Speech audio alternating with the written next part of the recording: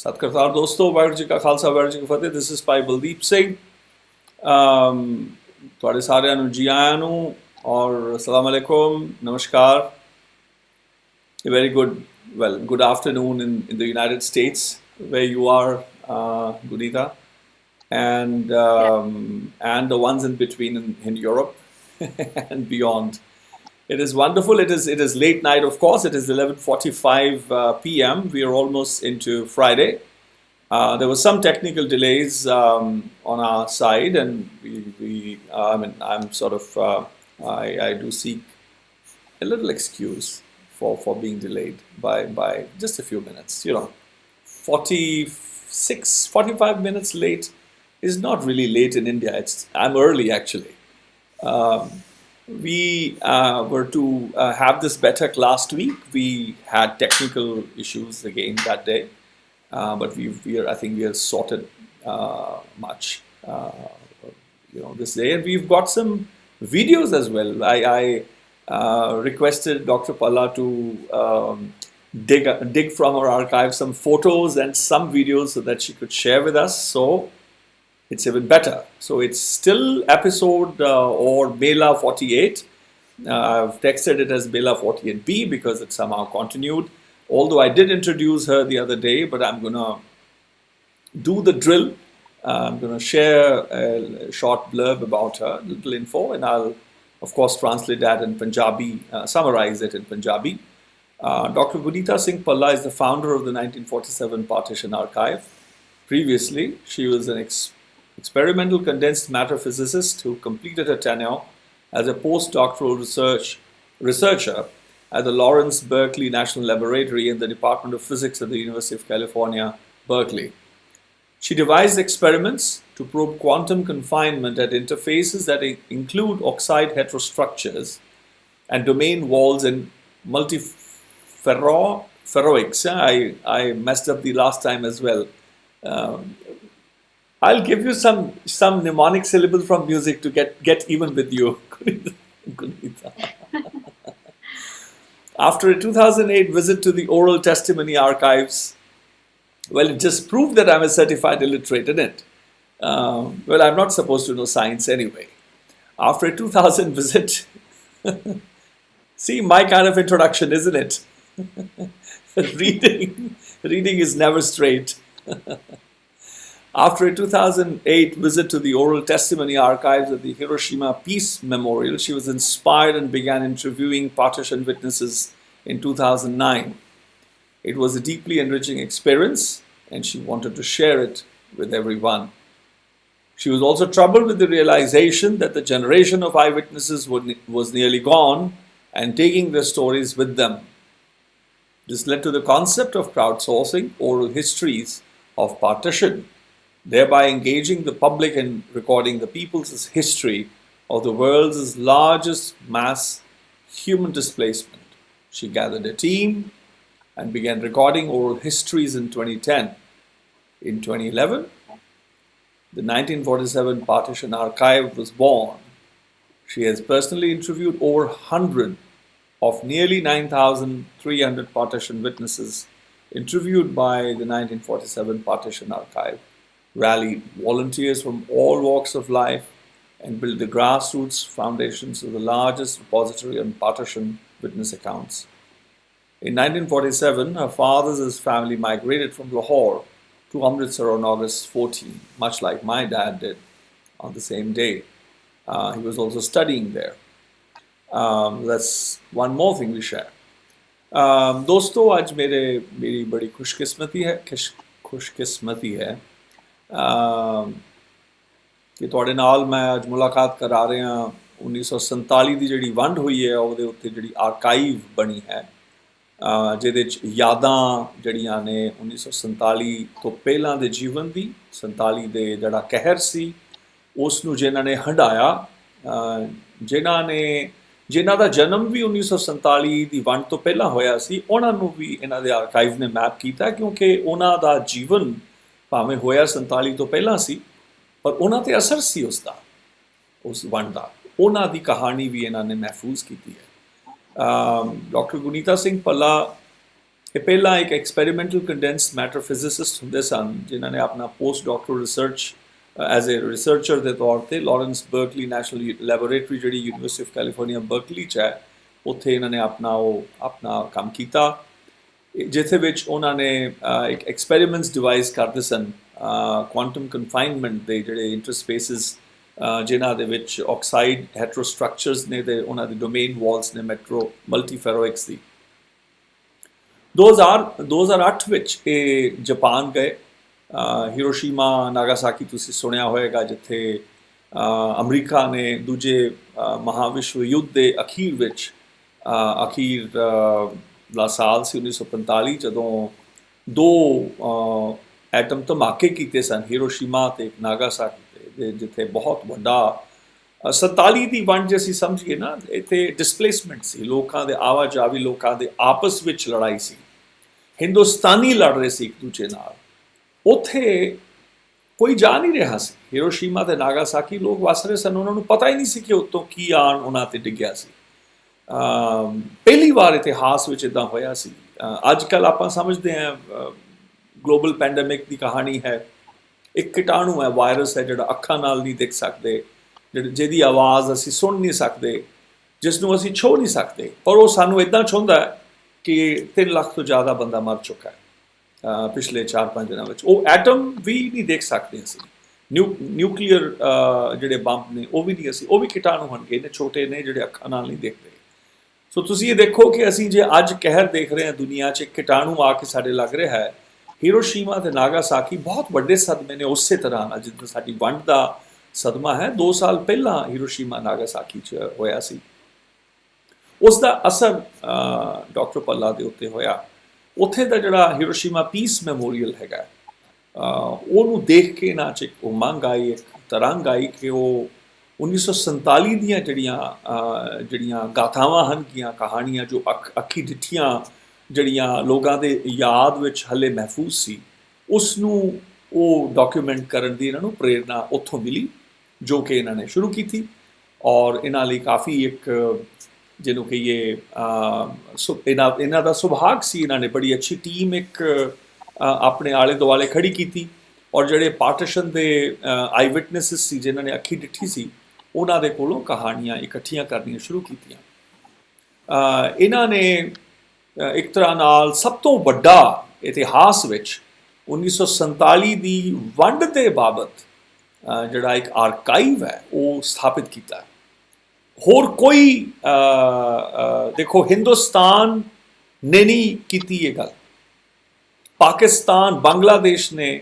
ਇਹ ਵੰਡ ਦੀ ਜਿਹੜੀਆਂ ਗਾਥਾਵਾਂ ਹਨ ਕਿ ਉਹਨੂੰ ਡਾਕੂਮੈਂਟ ਨਹੀਂ ਕੀਤਾ ਕਲਚਰਲ ਮੈਪਿੰਗ ਨਹੀਂ ਕੀਤੀ ਉਹਦੇ ਵਿੱਚ ਜੀਵਨ ਸੀ ਜਿਹੜਾ 1947 ਤੋਂ ਪਹਿਲਾਂ ਤੱਕ ਵਸਦਾ ਸੀ ਇੰਨਾ ਗੁੰਮਰਾਹ ਹੋ ਗਿਆ ਸੀ ਇਨਸਾਨ ਇਸ ਦੱਖਣੀ ਏਸ਼ੀਆ ਦੇ ਵਿੱਚ ਕਿ ਉਹ ਮੁਨਕਰ ਹੋ ਰਿਹਾ ਸੀ ਕਿ ਅਸੀਂ ਕਿਸੇ ਵੇਲੇ ਇਕੱਠੇ ਵੀ ਰਹਿੰਦੇ ਸੀ ਸੋ ਜਿੰਨੇ ਐਫਰਟਸ ਨੇ ਪਿਛਲੇ ਦਹਾਕਿਆਂ ਵਿੱਚ ਜਿਹੜੇ ਸਾਨੂੰ ਸਾਡੀ ਇੱਕ ਸਾਂਝੇ ਵਿਰਸੇ ਦੀ ਯਾਦ ਦਿਲਾਉਂਦੇ ਨੇ ਸਾਨੂੰ ਦੱਸਦੇ ਨੇ ਕਿ ਅਸੀਂ ਇੱਕੋ ਚਮੜੀ ਇੱਕੋ ਕੁੱਖ 'ਚੋਂ ਜੰਮੇ ਹਾਂ ਇਹ 1947 ਦਾ ਜਿਹੜਾ ਆਰਕਾਈਵ ਡਾਕਟਰ ਗੁਨੀਤਾ ਸਿੰਘ ਭੱਲਾ ਨੇ ਬਣਾਇਆ ਮੈਂ ਉਹਨਾਂ ਕੰਮਾਂ 'ਚ ਉਹਨਾਂ ਜਿਹੜੇ ਸੁੱਚੇ ਕਾਰਜ ਹਨਗੇ ਜਿਹੜੇ ਸਾਨੂੰ ਇਕਤਾ ਦੱਸਦੇ ਨੇ ਸਮਤਾ ਦੱਸਦੇ ਨੇ ਸਾਨੂੰ ਯਾਦ ਦਿਲਾਉਂਦੇ ਨੇ ਕਿ ਜਿਹਦੇ ਇੱਕ ਕਹਾਣੀ ਇਹਨਾਂ ਨੇ ਰਿਕਾਰਡ ਕੀਤੀ ਸੀ ਮੇਰੀ ਭੂਆ ਉਹ ਆਪਣੇ ਮਾਤਾ ਬਾਰੇ ਮੇਰੀ ਗ੍ਰੈਂਡ ਆਂਟ ਬਾਬਤ ਦੱਸਦੀ ਹੈ ਅੰਮ੍ਰਿਤਸਰ ਬੈਠੀ ਹੋਏ ਉਹਨਾਂ ਦੇ ਮੇਰੇ ਫੁੱਫੜ ਫੌਜ ਵਿੱਚ ਸਨ ਹੀ ਹੈਡ ਪਾਸਡ ਅਵੇ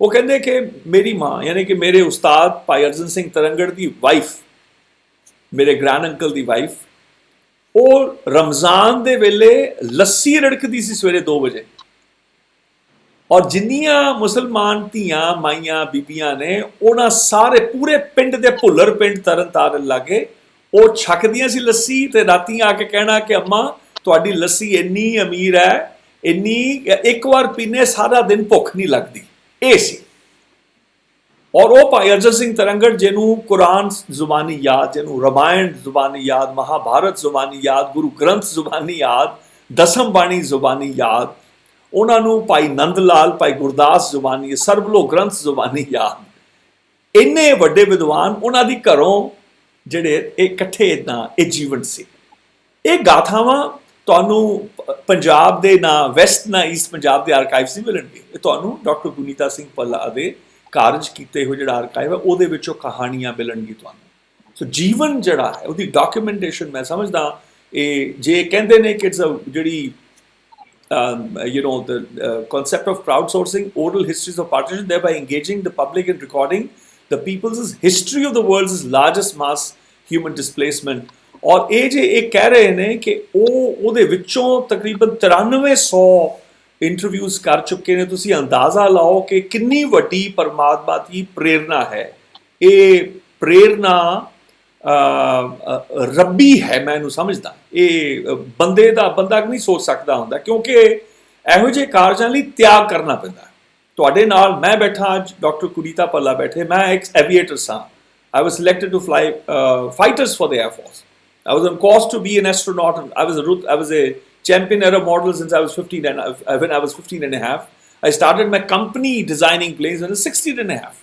I was on a total different trajectory. I was inspired by what? The stories of my granduncles. That they say what was before, the kirtan that there was before, the culture that was there before. In 89 I was selected, 90 I renounced my career. And you have Dr. Guneeta Bhalla. She's in science, she's in physics, and she's reminded, suddenly she connects the stories that her grandma has told, and she sees Hiroshima. Look at that, how Mother Nature is working. Different people, they're chosen different careers, but we are caught by the ears. Can I, Barkhudar, come back, there's other purpose, there's something else you need to do. So I think for me, I was very excited that we'll be conversing with each other today. Of course, I'll be the one asking the questions. She doesn't get to ask me questions. All right, that's the deal today. And ਮੈਨੂੰ ਬੜੀ ਖੁਸ਼ੀ ਹੈ ਦੋਸਤੋ ਕਿ ਮੈਂ doctor ਗੁਨੀਤਾ Bhalla ਉਹਨਾਂ ਨੂੰ request ਕਰ ਸਕਿਆ, ਔਰ ਉਹਨਾਂ ਨੇ ਕਾਫੀ ਬਿਜ਼ੀ ਨੇ, ਉਹ ਆਪਣੇ ਪ੍ਰੋਜੈਕਟਸ ਕਰ ਰਹੇ ਨੇ।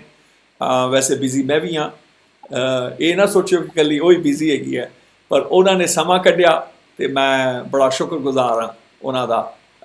Guneeta, welcome to the YaarAnād Virtual Baithak Series. I'm glad it's been no breakage so far.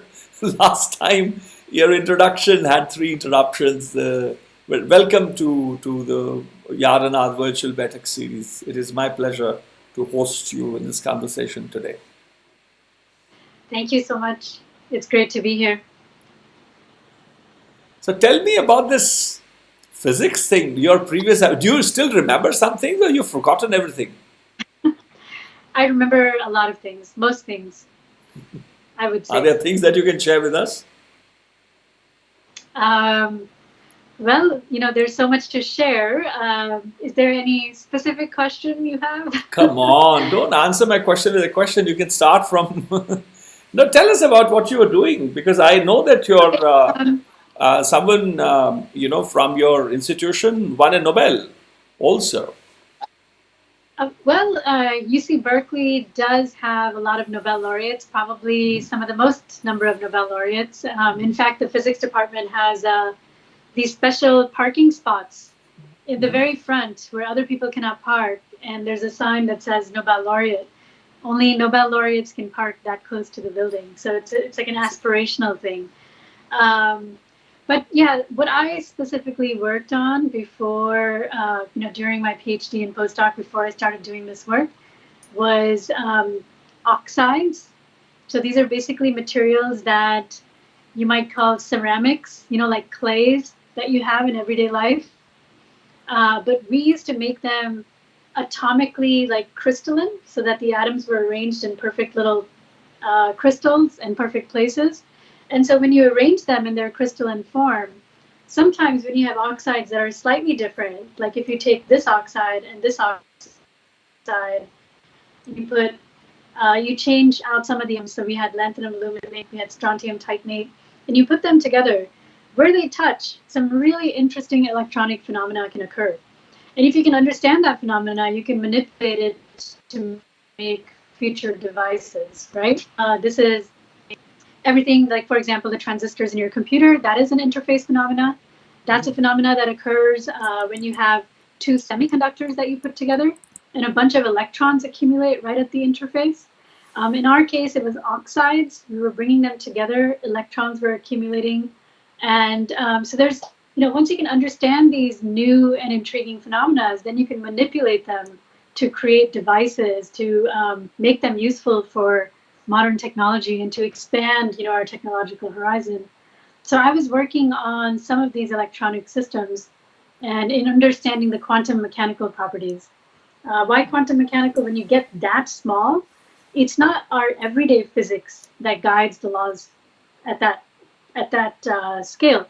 It's quantum physics. That's the set of laws that guides reality at that scale. Fantastic. And you don't miss it? But I'm just like too busy to think about missing things. I'm usually just focused on what I'm accomplishing, and right now I'm trying to rush to document as many people as we can, while they're still here. I see. But would the field see you back after you're done with your story collections? Once you've sort of reached the ceiling? I haven't looked that far into the future. I mean, I love physics. You're almost really there. You wanted 10,000 stories, I know. And you've done 9,300 already. Yeah. So, I mean, the next steps are to disseminate, to bring these out to the world in really meaningful ways. So, that's another step in the process. So it's not that after the 10,000 stories we just stop. 10,000 stories. No, not. First. I never meant that. But then at least it can take a life of its own, that you can be associated directly, but you might have more time. Yeah. Like, I mean, in the sense that if I may just share from my, a leaf from my book, I'm from a Vidyatmak, from a pedagogical perspective, I'm an orphan now. All my teachers have died. My storytellers have died. Now I'm their storyteller. And now I have to be, I am as choosy or maybe even more choosy than they were. I am known as very intimidating, very frightening, it's very, very difficult. It's just because, you see this, the elders were like this, and they were the bearers of knowledge, come what may. Well, these are the values they had, so okay, now these are the next generation, okay, I'm going to sift them or I'm going to prepare them. So you might, because both of our work is to do with memory. Who remembers it? And people who are remembering have been, we have been losing them one by one. Every month, every few months, I would lose one or the other. So your story collection would eventually either will be modified by a great deal, but the witnesses would soon not be slowly. Then I was looking at that, and my question was perhaps a little naughty, whether physics would see you back eventually. There's some unfinished business that you see, or you're out for good. Physics has. Can you repeat your response? We lost you for a second. Yeah. Can you repeat your response? Oh, okay. I didn't lose you. That's funny. So physics has an infinite amount of unfinished business, if you will. So I could pop in anytime, and there will always be an infinite number of problems to solve. As humans, we're very limited in our senses, and hence we're very limited in our capability to understand the universe. So I don't see, for as long as humans exist in the universe, I don't see us ever having figured it out. So I could always go back, is what I'm trying to say. Yeah, I got that. I get it. Yeah. And you are as I mentioned the other day, but as you know, I don't want people to go to that recording. We would rather bury the 48A Baiṭhak. This is 48B. I had mentioned the other day, shared it with everyone, that you are a direct descendant of Sahib Sri Guru Amar Das, the third Sikh Guru. And my family we consider him our peer. Although my ancestor, Bhai Sadharan, was his uncle teacher, because Bhai Lena and Bhai Sadharan were two of the greatest disciples of Gurū Nānak. But the humility that Guru Baba Nanak endowed and for which Bhai Sadharan was always known. He was a warrior, he was a calligrapher, musician, helped set up Kartarpur. He hand spun and wove the two chadaras that Gurū Nānak wore, one on the top, one below. And he was the only one who would be allowed by Gurū Nānak to wash. Many Janam Sakhis tell that he would only eat. Maharaj Sahib Gurū Nānak Dēv would eat only at Bhai Sadharan's place. There was a story I found from one Janam Sakhi in which the mother of Bhai Sadharan, my great ancestor mom, Guru Nanak is about to leave and she says, well, you promised me that you would eat dahi bhallas from my hand. And Guru Nanak says, well, in a few weeks, you will be celebrating the death anniversary of your husband, Sadharan's father, he says. I'll come and keep my promise. This intimate detail is also noted in one Janamsakhi not written by my family. And Bhai Khan Singh Nabha in his Mahan Kosh also remembers the Bauli Sahib Seva was done by my ancestor Bhai Sadharan. Kardi Paudi, the 84th step, wooden one, was personally hand carved. And some were very dangerous task at the time. And Guru Amar Das endowed him with the title Sant Sadharan and gave him one of the 22 manjis. So we consider him, and he gave the title Bhai because he was a disciple of Guru Nanak, a classmate of Guru Angad, but the title Bhai, your Bhai kids of Guru Amar Das because of that. So we have a very intimate relationship with Gonwal. We have our ancestors from Fatehabad, our ancestors there. It's very personal for me, very intimate. So I was telling everyone that you're a direct descendant of Guru Amar Das, I'm direct descendant of Bhai Sadharan. And here we meet in 21st century.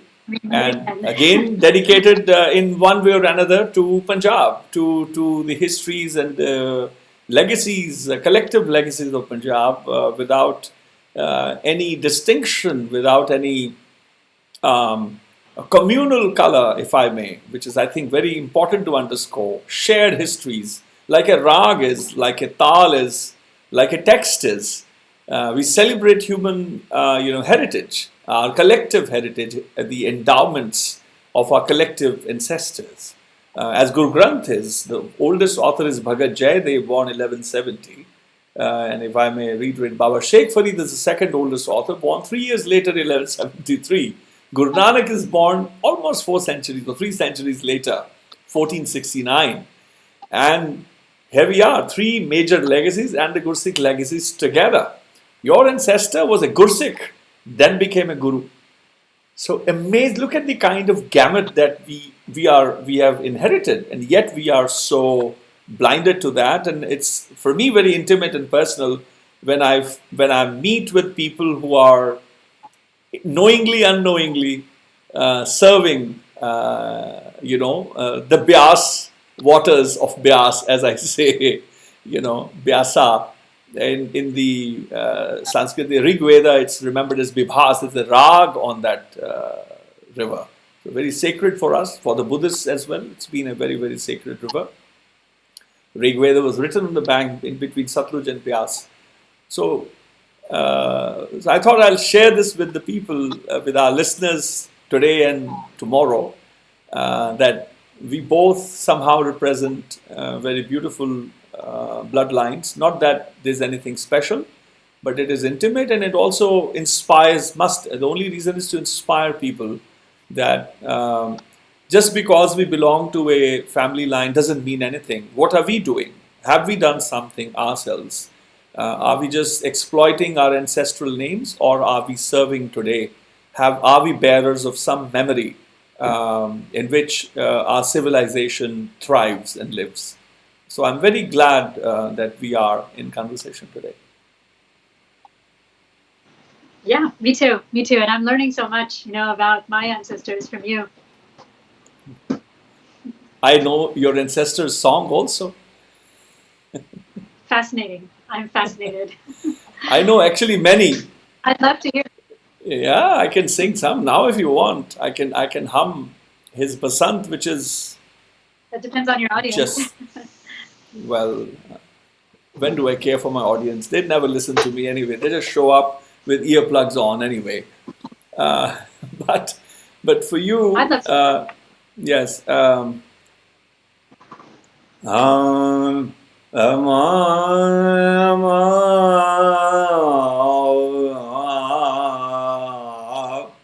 a Shuddh Basant. And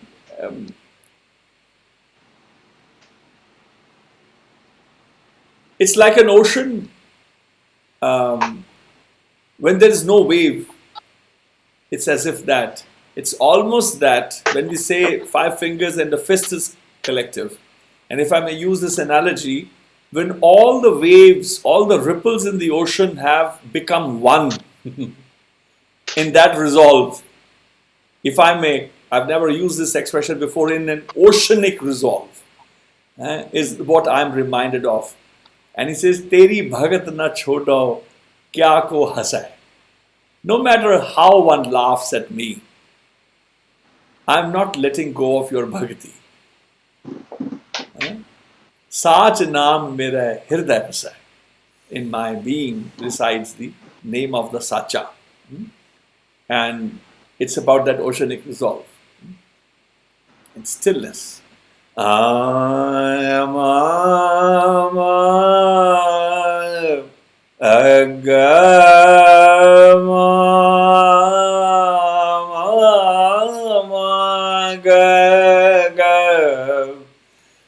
Teri bhagati na chodau, Teri bhagati na chodau, Teri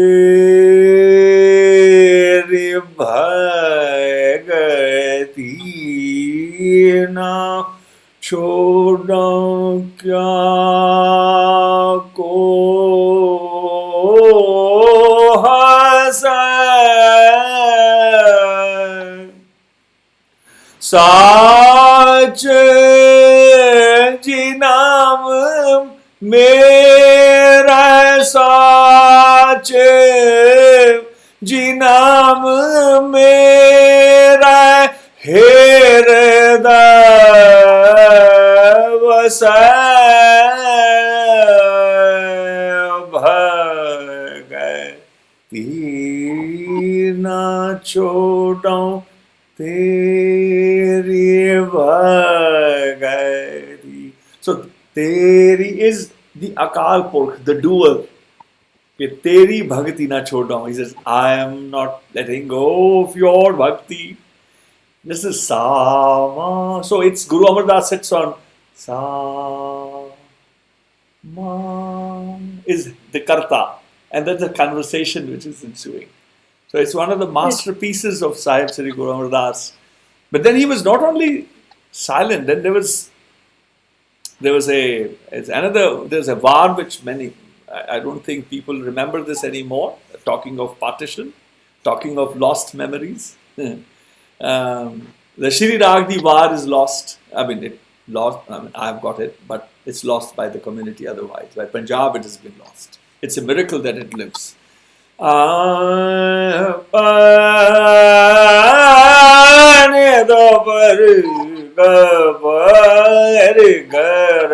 Guru Amar Das.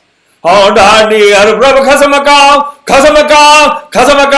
Daddy, Har Prabh Khasamakam, Wah, Wari, Wah, Har.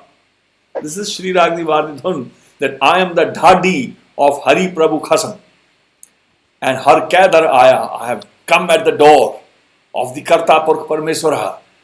Hari Andar Suni Pukar, my call was listened by the Karta inside the mansion. And Tadi Mukh Laya, and he, the Karta, not the he, but the Karta accepted to be in conversation, to give an audience. And Hari Puchya Tadi Sadhaka. And Hari called upon the Tadi, me the Tadi, Sadhaka called upon me. He says, Ket Arth Tu Aya?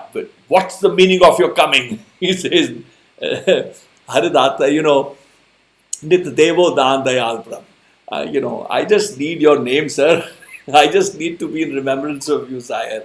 And then Hari Date Har Naam Penaya, Hari Date Har Naam Chupaya Nanak Penaya. Some extraordinary masterpieces. Again, I had to go into the ruins of Punjab collecting a different memory. So this is how I remember your ancestor. And I'm just blown Sahib away. Sri Guru Amar That's Das. incredible. It's, you know. I have to probe you on this at a different time, a lot more. Yes, yes. But I thought I'll share with you, and my Chachaji, Sardar Sahib Surinder Singh Sambi is joined. In fact, he's the son of my granduncle, Bhai Gurcharan Singh, who taught me so many of these compositions. He was born 1915. I think he was maybe documented as well by your archive. He's also listening to us. He's, of course, here in Delhi as well. So tell me about, let's take us, before we go to Hiroshima, your journey to Hiroshima, you grew up listening to the stories from your grandma. Yeah. Can we start, what was it to listen to stories from her? Well, And before you go, can you tell me the name of your grandma and the year she was born? That's part of your drill, isn't it? I'm giving you a taste of your medicine. Well, we do the same too as archivists. We have to do this. But kindly introduce your grandma to us all. Yeah. So my grandmother, her name was Harbhajan Kaur Sodhi. She was from the Sodhi family in Anandpur. And she was born, she was 30 years old at the time of partition. So we can do the math. So it was approximately 1917. And 1917, that's just 2 years younger to my granduncle. As I mentioned, Surinder Chacha's father. That's fantastic. She was 17 years younger to my grandmother. And where was she at the time of partition?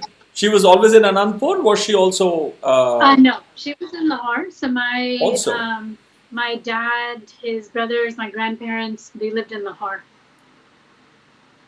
Mm-hmm. That's fantastic. And tell us of the stories that she would tell. Do you remember something that you can share with us? Yeah. So, it's interesting because she didn't tell me the stories when I was growing up. It was the other side of my family. But she did sit me down when I was a little bit older, like in my teenage years. And it was sort of a production. Like we sat down, we had like a family, meeting in a way. And then she told me the whole story of how they came from Lahore over to what had become India. I see. And what were her memories like? She would talk of life before in Lahore. Yeah. So she, spoke of a type of life that I've never experienced, really. They were extremely wealthy in ways that I think is a little rare today. So in the 1940s, I mean, you can imagine my grandfather had several cars. We're talking 1940s. So she used to talk about all of the really interesting artifacts they had. They had a lot of ancient artifacts. They had a lot of cultural artifacts that had been passed down, and a lot of, beautiful decor in their home. So she used to remember all those things for me. She used to have her own elephant with her own, like, those, I forget what you call them, but you sit in them on top of the elephant, and her matching slippers and all of that stuff.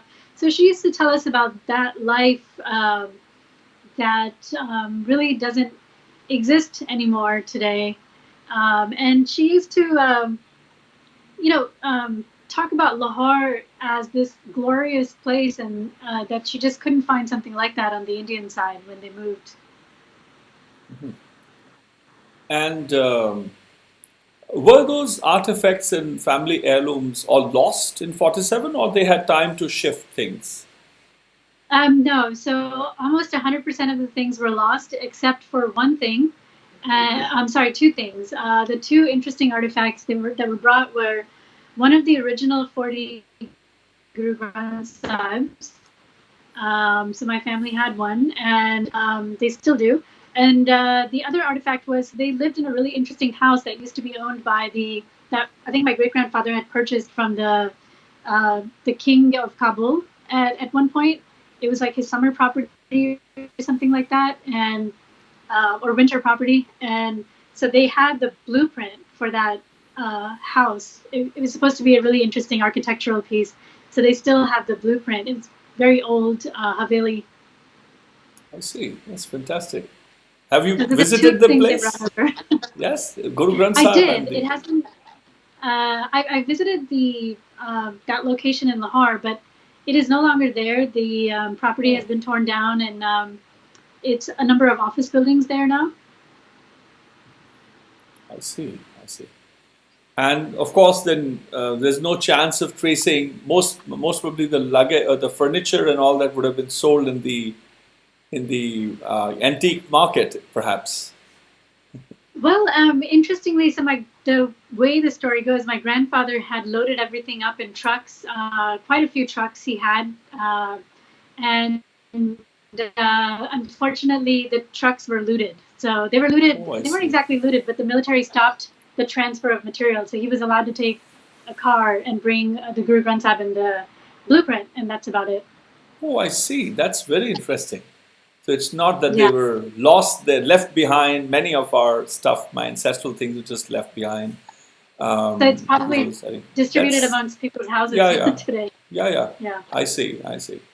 And so the kind of stories, some that were her personal, her life before. She had 1970 to 1947. That's good 30 years, or 20 years actually.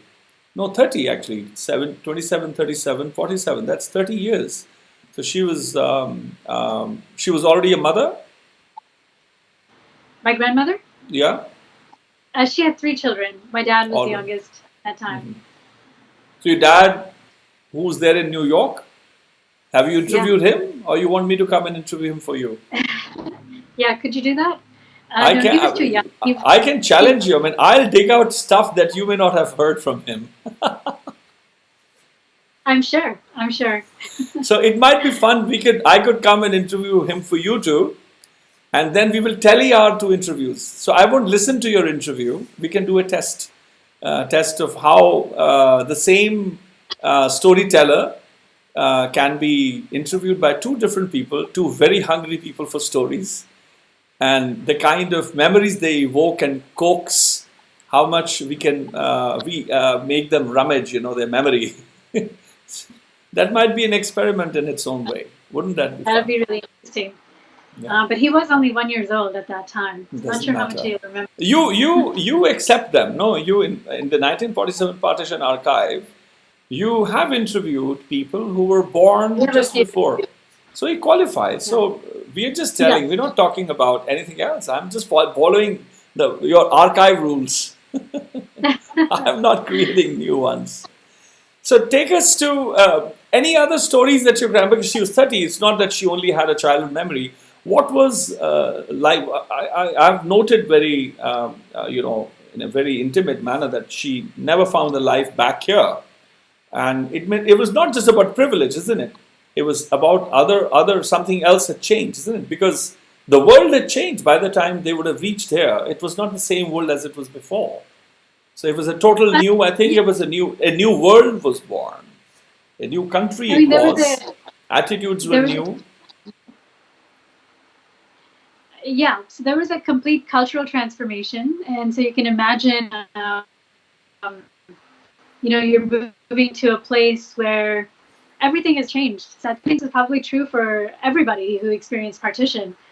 For people who came from the very educated backgrounds in Lahore, it was very different because there really weren't too many other cities in South Asia at the time that even had that level of education. Lahore was the most educated, and then you had Calcutta and you had Madras down in the south. But you can imagine how different it must have been. They were allotted property in a little town in UP, and if you can imagine how different it must have been. Even Delhi at that time in 47 was not didn't have the kind of education and the culture that Lahore did at that time. Really, the only other comparable city was Calcutta. And in fact, until the last day, as my dad remembers, they were all glued to the radio, not knowing whether Kolkata is going to Pakistan or Lahore. That was the memory of my dad, whom unfortunately you couldn't interview because he passed away in 2004. But I went, in fact, when I went in the year 1997, the first time I went to Lahore, I went to Prem Gali, where he was studying at the time. It was just a rented place because they were all studying there. My family was from this side only, in Sultanpur Lodi and Sultanpur, the Saidpur Tataba village, since the 1840s, that my ancestors shifted after they refused to shake hands with the British. But they were like glued to the radio. Does your grandma also, did she also remember something like that? Well, you know, I didn't tell you the full story, well, because we're just doing a piecemeal interview. So they had two properties. They had the one property I told you about a second ago. The reason, I'll tell you why this is important. They had the place where they were staying right before partition was in Model Town. So they had two homes. They had their ancestral home, which is that really big one. And then they had a property in Model Town, which is an up-and-coming neighborhood at that time. It was kind of a very fashionable place for people to live in. And so their neighbor in Model Town happened to be a poet who we're pretty sure was Faz Ahmed Fez, who had just moved to the area, apparently. And he was warning my grandparents to leave because he felt it was unsafe. And my grandfather didn't believe it. He didn't buy into the stuff. He was like, we've been in Lahore for a very long time, hundreds of years. This is our city, and all of this stuff's going over, and it'll be fine. But I think one day before independence, August 14th was declared, on the 13th, I think he was very forceful, the neighbor, in having our family leave. So my grandmother finally gave in, and she took the kids, but my grandfather stayed behind. I see. So that's kind of how it happened. I see. Thank you for sharing that. So the stories that you got from your grandma were most that inspired you. Was it? We don't want to go beyond that point with your grandma because again, I'm not interviewing you or conversing with you today vis-a-vis her. But people, of course, we will of course tap into your memory as and when as much needed. But the stories were mostly familial, or was she also narrating story of what is it that inspired you about the 47? Was it just the trauma of 47 that she depicted in her narratives that remembered, or was it the life before that, or what she described about how beautiful Lahore was? You see, many graduates from Lahore, Madan Mohan Malviya sets up Banaras in the university. It was the greatest center of Sanskrit learning in the whole of South Asia. Everybody came to Lahore to study Sanskrit. It was extraordinary. So was it just the familial stories that inspired you, or was it more? Or was it just the trauma of 47? Much more. It was much more. So you have to, there's a whole other backstory, which may be too long for the interview here. But I grew up also, all my summers were spent on the my mom's side of the family on their farm in the town, Baba Frid's town, Fridkot, which you know very well. And so that's very close to the border. So as kids, for fun, we used to go on road trips to visit the Wagah border. And at that time, it was not this elaborate thing. It was literally just a fence with a little gate, and guards would sit on either side of the no man's land. And, we knew our family had come from over there. So it was that, and also my Mamaji, my mom's brother, he was really fascinated by history. So he used to collect these old coins that Punjabi farmers find all the time. So I had been sort of fascinated by history, and what disturbed me since I was a child is the fact that we actually had this extremely rich history that just was not even documented, and it wasn't given any importance whatsoever. Given how old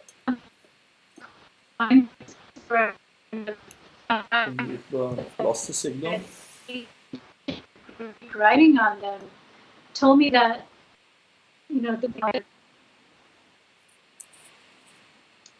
Let me I try. believe we just lost our connection for a second, finally.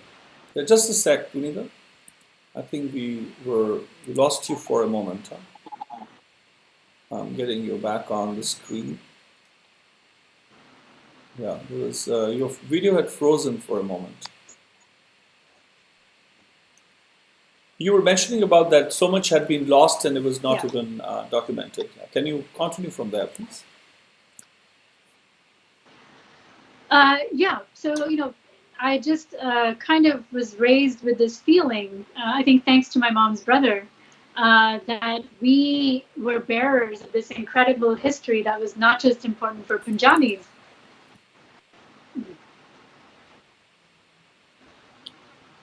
Just a sec. I think there's again a freezing of sort. Something again froze. You're back. Can you start again, please? Maybe we can show us a video for a second, like one of the videos that I had sent. Yeah, just a sec. Just a sec. Then let me get this ears different ones.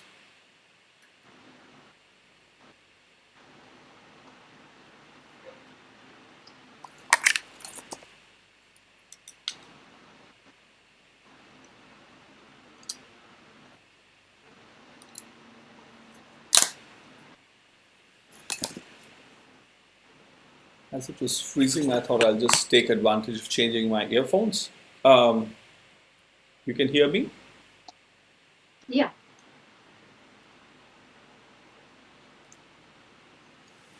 If you just finish your sentence and then we'll come to the video in a moment. Yeah. So I was just saying that, you know, I understood since I was very young that the history of the region in Punjab, we didn't have a culture of documenting it. But the fact that, you know, it was important for not just Punjabis, but for the globe. Given that these coins that I was finding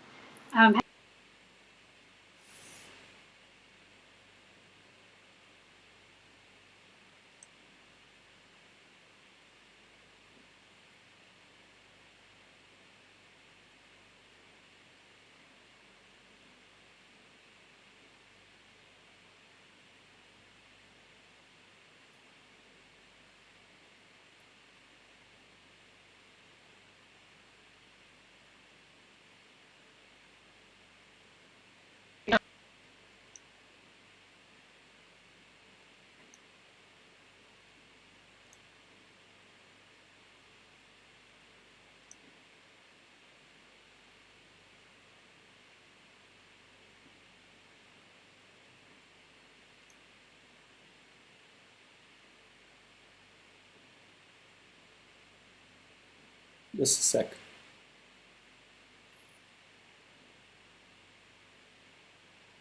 My headphones are playing games. I can't hear you. Oh, actually, your sound is also not coming. That's funny. That's why. Let me see. Let me just dial you back in, okay?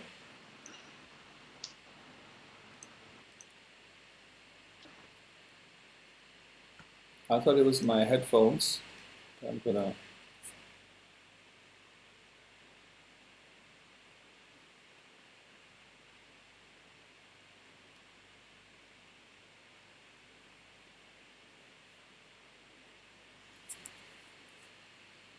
Yeah.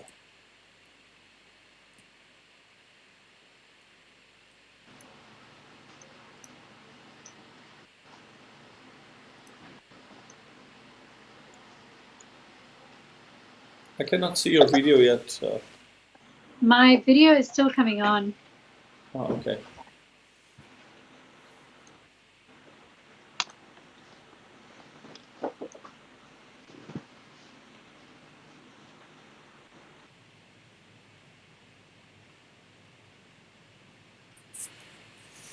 Let me dial you back again. Sometimes technology plays games.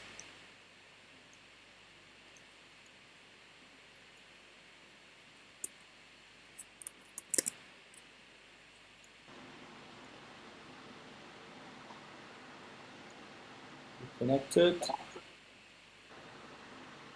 The video is not yet on.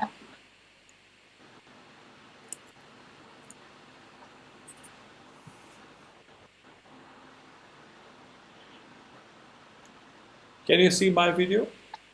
Yeah, I can. Can you try tapping your video on and off and on again? Oh, there you are. It's vertical. Can you? Oh, is it? Twist? Nothing has changed on the side of my phone. The screen is maybe locked. There it is. Yeah, there you are. So people actually, everybody said that they had not heard you for a minute. Do you remember where you were a minute before we cut our conversation in between, or you want to finish what you were saying? I'm not exactly sure where we left off. I guess I can just repeat kind of what I was saying before. Okay. So my passion for preserving culture in South Asia, not just Punjab, as you know, the archive works across South Asia and in a way across the world, has been from the lack of documentation and the lack of the lack of like this culture of documentation. So I became really aware of it since I was very young. As you know, I was talking, I don't know if you guys heard this part, but my Mamaji was my mom's brother. He was sort of an amateur historian. So he, owned a lot of farmland in Punjab, and people would always be finding these ancient coins. This is a common occurrence in Punjab. And even to this day, when people find these, as they dig deeper and deeper wells, the gold is melted. And there's no mechanism in India to reward people who find cultural artifacts. Whereas in a lot of countries like in Europe and Italy, if somebody finds a cultural artifact, there are mechanisms by government bodies to reward them so they can get that cultural artifact. But in places like India, you find gold, you're rich, that's it, it's yours. And so people are finding these gold artifacts that are like very ancient, like 2,000 years old, an incredibly rich part of our history, and they're being melted. So anyway, these are the kinds of things that I learned growing up, and I was very passionate about protecting history. And, eventually when I learned about partition and what my family experienced, and the fact that from my mom's side of the family, we had photographs going back 100 years of my great-grandparents and so on. But from my dad's side of the family, the photographs stopped in the 1950s. And we don't know what happens before then. And that's because everything was lost. And that's true for millions of other families. And so I think, in part, I was driven by that personal curiosity. I wanted to know, in a way, I wanted to recreate this land and culture that they used to live in so that I could understand it better through millions of other people's stories. And in another way, I just had a passion of putting our rich, incredible history on the map, the world's history map as well. And, we're talking 2008 when this idea first occurred. We didn't have a lot of the memorialization and historical documentation work that's now going on in India, and that I think the archive has helped inspire, in fact, some of that. Yeah, that's very, very important. May I also request everyone listening or tuned in if you have questions for Dr. Guneeta Singh Bhalla, I see that there are some. You're welcome to add to the comments, and later on, as I see there's a moment, I will share them with her and request her for a response to them. You were talking about sharing some videos with us. What are you showing us first? Well, the first video I have here is Mr. Shane Ali. It's about a 3.5-minute long video. And he was somebody that I interviewed several years ago when we first started this work. It was around 2012, 2013 that we interviewed him. It took him a while to tell his story because he, in fact, had never narrated his story until he talked to our team. His family had migrated from Ludhiana. Actually, I shouldn't say his family. He, being the sole survivor of a massacre that occurred in his village, where he lost his whole family, in front of his own eyes as an 8-year-old boy and was kidnapped. He was the only person that migrated from the Ludhiana district over to Kasur in Pakistan in his family. And so he still had these emotional wounds of, seeing his whole family die. And I thought it was a really incredible story to, people always wonder what happened to the orphans at the time of partition and what were their stories. Because we don't hear too many of these stories, we imagine, okay, maybe it wasn't too bad. Maybe, somebody took people in and all of that. His is one of many stories. And in his case, it does have a happy ending. He is living a beautiful life today in California, where he eventually ended up. But his story is really incredible in how it started. And there's a lot of, lot of luck involved, and it just kind of shows you of how horrific that time was. That video is about 3.5 minutes. Before we start that, I'd like to share that Dr. Surjit Singh from Punjabi University Patiala is also with us, and he wrote a comment, and may I read it to you? It's something similar to, something pertinent. I think it's a good moment to share that with you. I'm quoting him. I supervised a work on partition stories recently, and my student collected 50 stories, and we have those stories with us. These were collected from partition survivors living in Malwa region. So my first note to Dr. Surjit Singh would be, if you can share, by way of another comment or two, whether they were actually done for the Partition Archives or was it an independent work for the university, would be my request to him. But are you aware of other works like that that the university is currently doing? Are you still associated? I think there's a lot of work now that's happening that I think that's great, whether it's associated with our organization or not.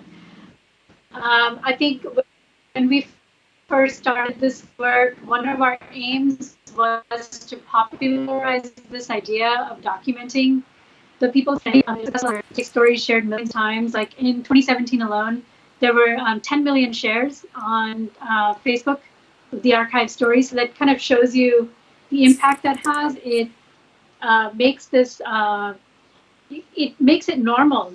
It normalizes this concept of, documenting and giving importance to the people's history. So whether it was associated with our work or not, I think it's fabulous that they have done that. Yeah, that's true. But so, I was not aware. It's possible that it was for the archive. We do collaborate with a lot of academic groups and PhD students, get admitted to our scholarship program all the time, and they do their PhD work along with documenting stories. So I'm not sure. And he has a question for you also. He says, Guneeta, quote, unquote, Guneeta ji, have you seen the work done by Samval Dhami? No, I have not. Okay. And now let's see the first one that you have, Shane Ali's video.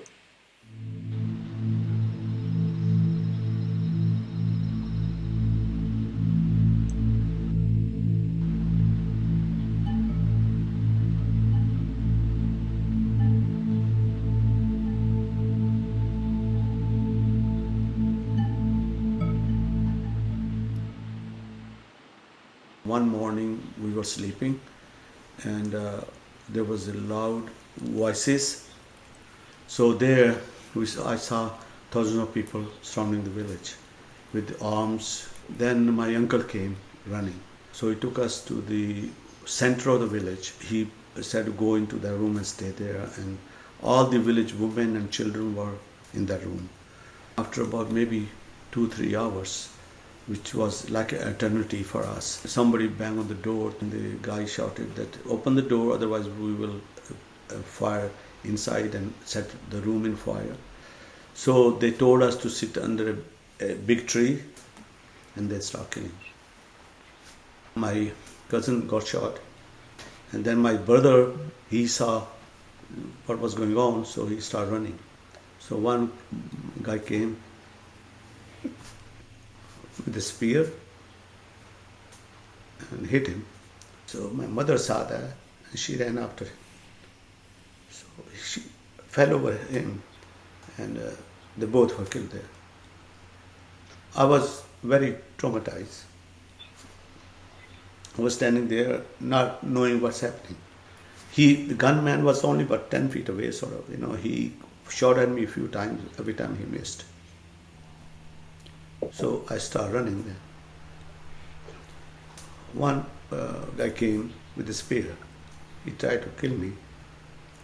In the meantime, I bumped into the other guy. He was killing too. The other guy came to kill. He said, "No, don't kill him." And the guy said, "Why not?" And the one who was holding me, he said, "No, I want to take this child with me." We were traveling, and I was always wondering what's going to happen to me and where he's taking me. He didn't explain to me anything. We walked 2 nights, day and night, to get to some village which I don't know the name now. So there he left me with a family, and then 6 months I lived with them. Because there was agreement with India and Pakistan that whoever is left in both countries, they should be recovered and brought back to the respective countries. They came and at about 9:30, 10 o'clock. My uncle's cousin who was there told me about my father's name and my uncle's names and all that. So then I was kind of satisfied that he knows the family, so he'll be okay to go with. So I got into the refugee camp, and my uncle, he came because he was 30 miles away in a town called Kasur. So he came from there every day to look for us. My uncle didn't realize what I needed, that all I needed was hugged and loved and be assured that I'm safe now. Then when I was 12-year-old, then my life changed. I met my friend. With him, I found that I belonged to somebody. And I was not alone anymore. What my friend taught me, I forgave to the even people who killed my family. My own way of thinking is that just love everyone, hate no one. That's where I look at it. Fantastic. Very moving, very touching.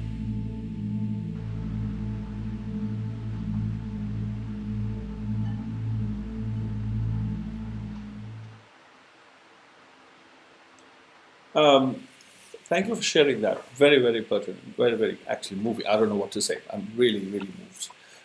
There are 2 comments. One is a question, and there is a further comment by Dr. Surjit Singh. But the first one before is by Teji Ahuja, and quoting him, "Applying scientific methods to answering questions from history is very interesting. If you've not already answered as a missed part of it, you would like to know more details of how you're screening and authenticating the stories. Please shed some more light. Thanks again for amazing work," unquote. And Dr. Surjit's somehow related, because if you may, if you will remember, he says, and I quote, "I think a number of partition narratives can be discovered from the young generations, as they may have listened and remembered by them. Old people who saw partition narrated a number of stories to their children." Now, the reason I've clubbed these 2 together is talking of a scientific, methodology. How is it that what's basically the methodology you've evolved, you sort of crafted, the norms that you laid of how a story is to be collected. But then we were already talking in terms of that the memory bearers, the people who actually lived the trauma, are now slowly being, are all going away one by one. There are less and less people who actually lived through, who had a memory, like your grandma, my granduncles, my grandfather. And that's where Surjit's comment comes, is associated, that would the partition, has it already thought, you have already thought, you at the archive, of collating or collecting stories that were not, that are not from the people who actually lived it, but who were told. Like you're one of them, like I'm one of them. Are those stories also part of your collection? Have you already thought about it? Or would the Partition Archive in the future look at collecting those stories as well? But then again, the first question, what would be the methodology? What would be the norm? How would you make sure, Teji Ahuja talks of screening and authenticating the stories. If you can respond to both of them. Yeah, so these are pretty different questions, but let me respond to the first one first. The way that, first of all, we follow a very rigorous oral history process, and fundamentally built into that it disincentivizes someone from embellishing the truth. The reason is it focuses on something kind of mundane. It focuses on your personal experience. It doesn't focus on politics. It just focuses on your experience, and there's no incentive to compete with anyone or anything. It's just what you experienced, right? So you're not trying to be better than somebody. You're not trying to be less or to come across, to portray some sort of picture. There's no incentive for that. It's just, what did you experience? What did you feel? What do you remember? Now, the oral history protocol that we use, it was in the early days. I used to be at Berkeley, if you recall, when we first started this work. And so I had access to the regional oral history office. I had access to a lot of resources at UC Berkeley. And, luckily they were very kind enough to work with us. So we worked with the regional oral history office and oral historians, very senior oral historians there, when we prepared our oral history sort of formats, our structure, our methodology. And we also consulted, with historians at Stanford, who currently are still with the project. And so in that way, we came up with a pretty rigorous protocol of how to do this. And what that means is it does slow us down. We probably could have had 100,000 stories had we not used a rigorous protocol, but then you would have had a lot of stories that you wouldn't be able to trust necessarily, right? And so in this case, we don't do a verification step beyond that, beyond our existing protocols, and using methods that disincentivize embellishing. We don't do an additional verification step. That is left to the historian, because we're not here to put any sort of bias or judgment on the story. We're data aggregators. We aggregate the data and we present it. And then it's the historian's job to come in here and to decipher that. Like, if I am a library and I have documents, I'm not going to put my own views on the documents. I'm going to let the researcher come in and, put their bias or their, they can dictate how they want to see their perception on the documents. So that's how we function. We have built into our methodology things to disincentivize that, embellishing and getting away from the truth. But that's as far as we can go. And yes, there are issues with memory. Memory does change and it does evolve with your life experience. Something that you remember, that happened to you when you were 5 at the age of 10 will be a different memory than the way you remember it at the age of 80. By the time you're 80, you may have, put a lot of reasoning to it. You may understand child psychology better, so you may be more forgiving of yourself at the age of 80 for having done something terrible at the age of 5. So those things are there, and that's something that a researcher using the archive will have to be educated on before they come in. They have to be a more mature senior researcher who's educated on those issues. But that's inherent. That's inherent to this type of documentation.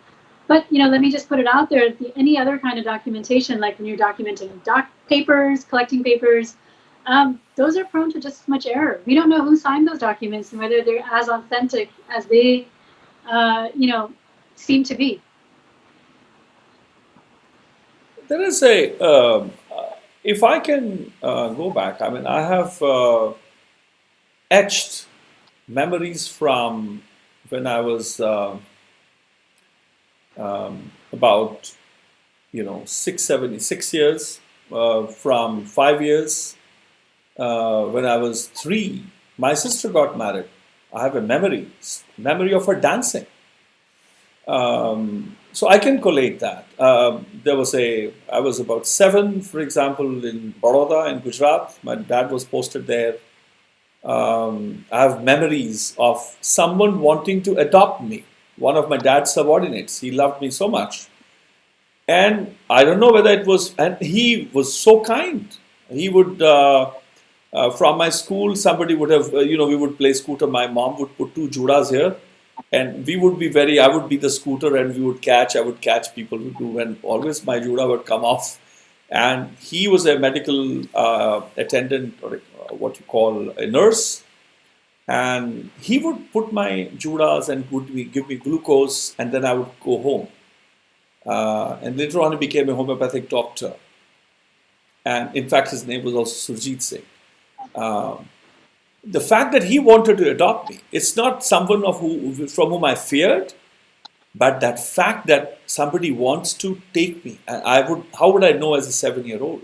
But I have a memory of that.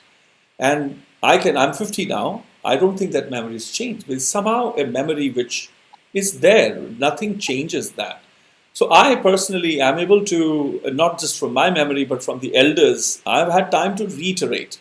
So we are two different kind of archivists. You take a story and you move on.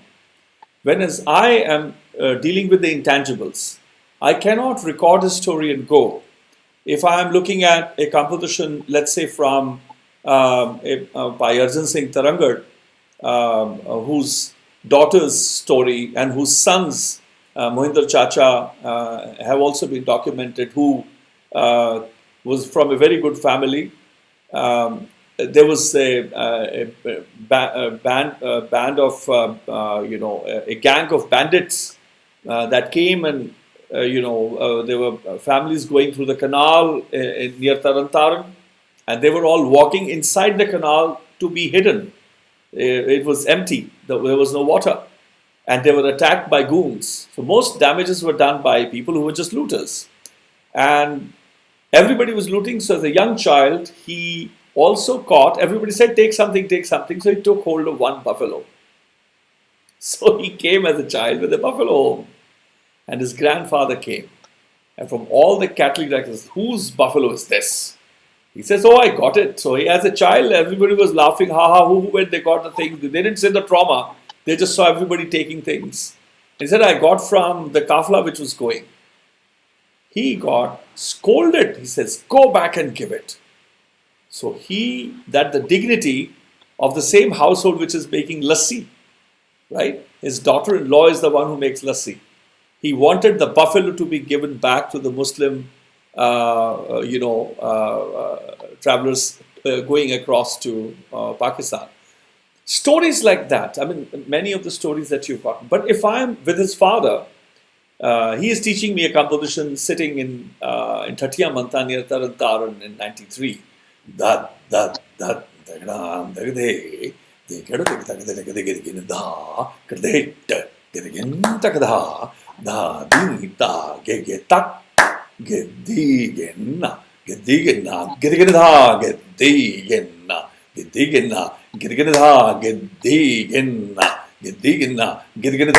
It's a very rare composition. People only know the second part, that too in a very mechanical style.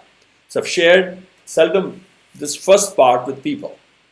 It's so rare. And it's the swagger and the sways. That's the kind intangible memory keeping. We have to reiterate. We go back again. Oh, it was like this. I didn't get it right. So it's a process of reiteration. It's like revisiting the storyteller. So there are two different kinds of collation. So it's, I think, very interesting in the sense of how you collect and the norms that you would keep, the way stories are collected, the different kinds of stories, when it is just a story or it is knowledge. There were people who worked in the exegetical field. Mine was the more into intangible assets. Exegetical attendance can be one. So, okay, if its earth is Vabu Azri Tamsai Ni Chayate Bhedkari Nari Nai Jeje Sarnai. So like that. So, or Sitaspati Tapaspati. So Sitaspati, I've written, my same granduncle has given me one. I didn't have to reiterate with him that written knowledge because I'm making a tangible source that's being recorded. So you've relied on, you came into the field post 2010, 2011 when audiovisual mechanisms were more available, right?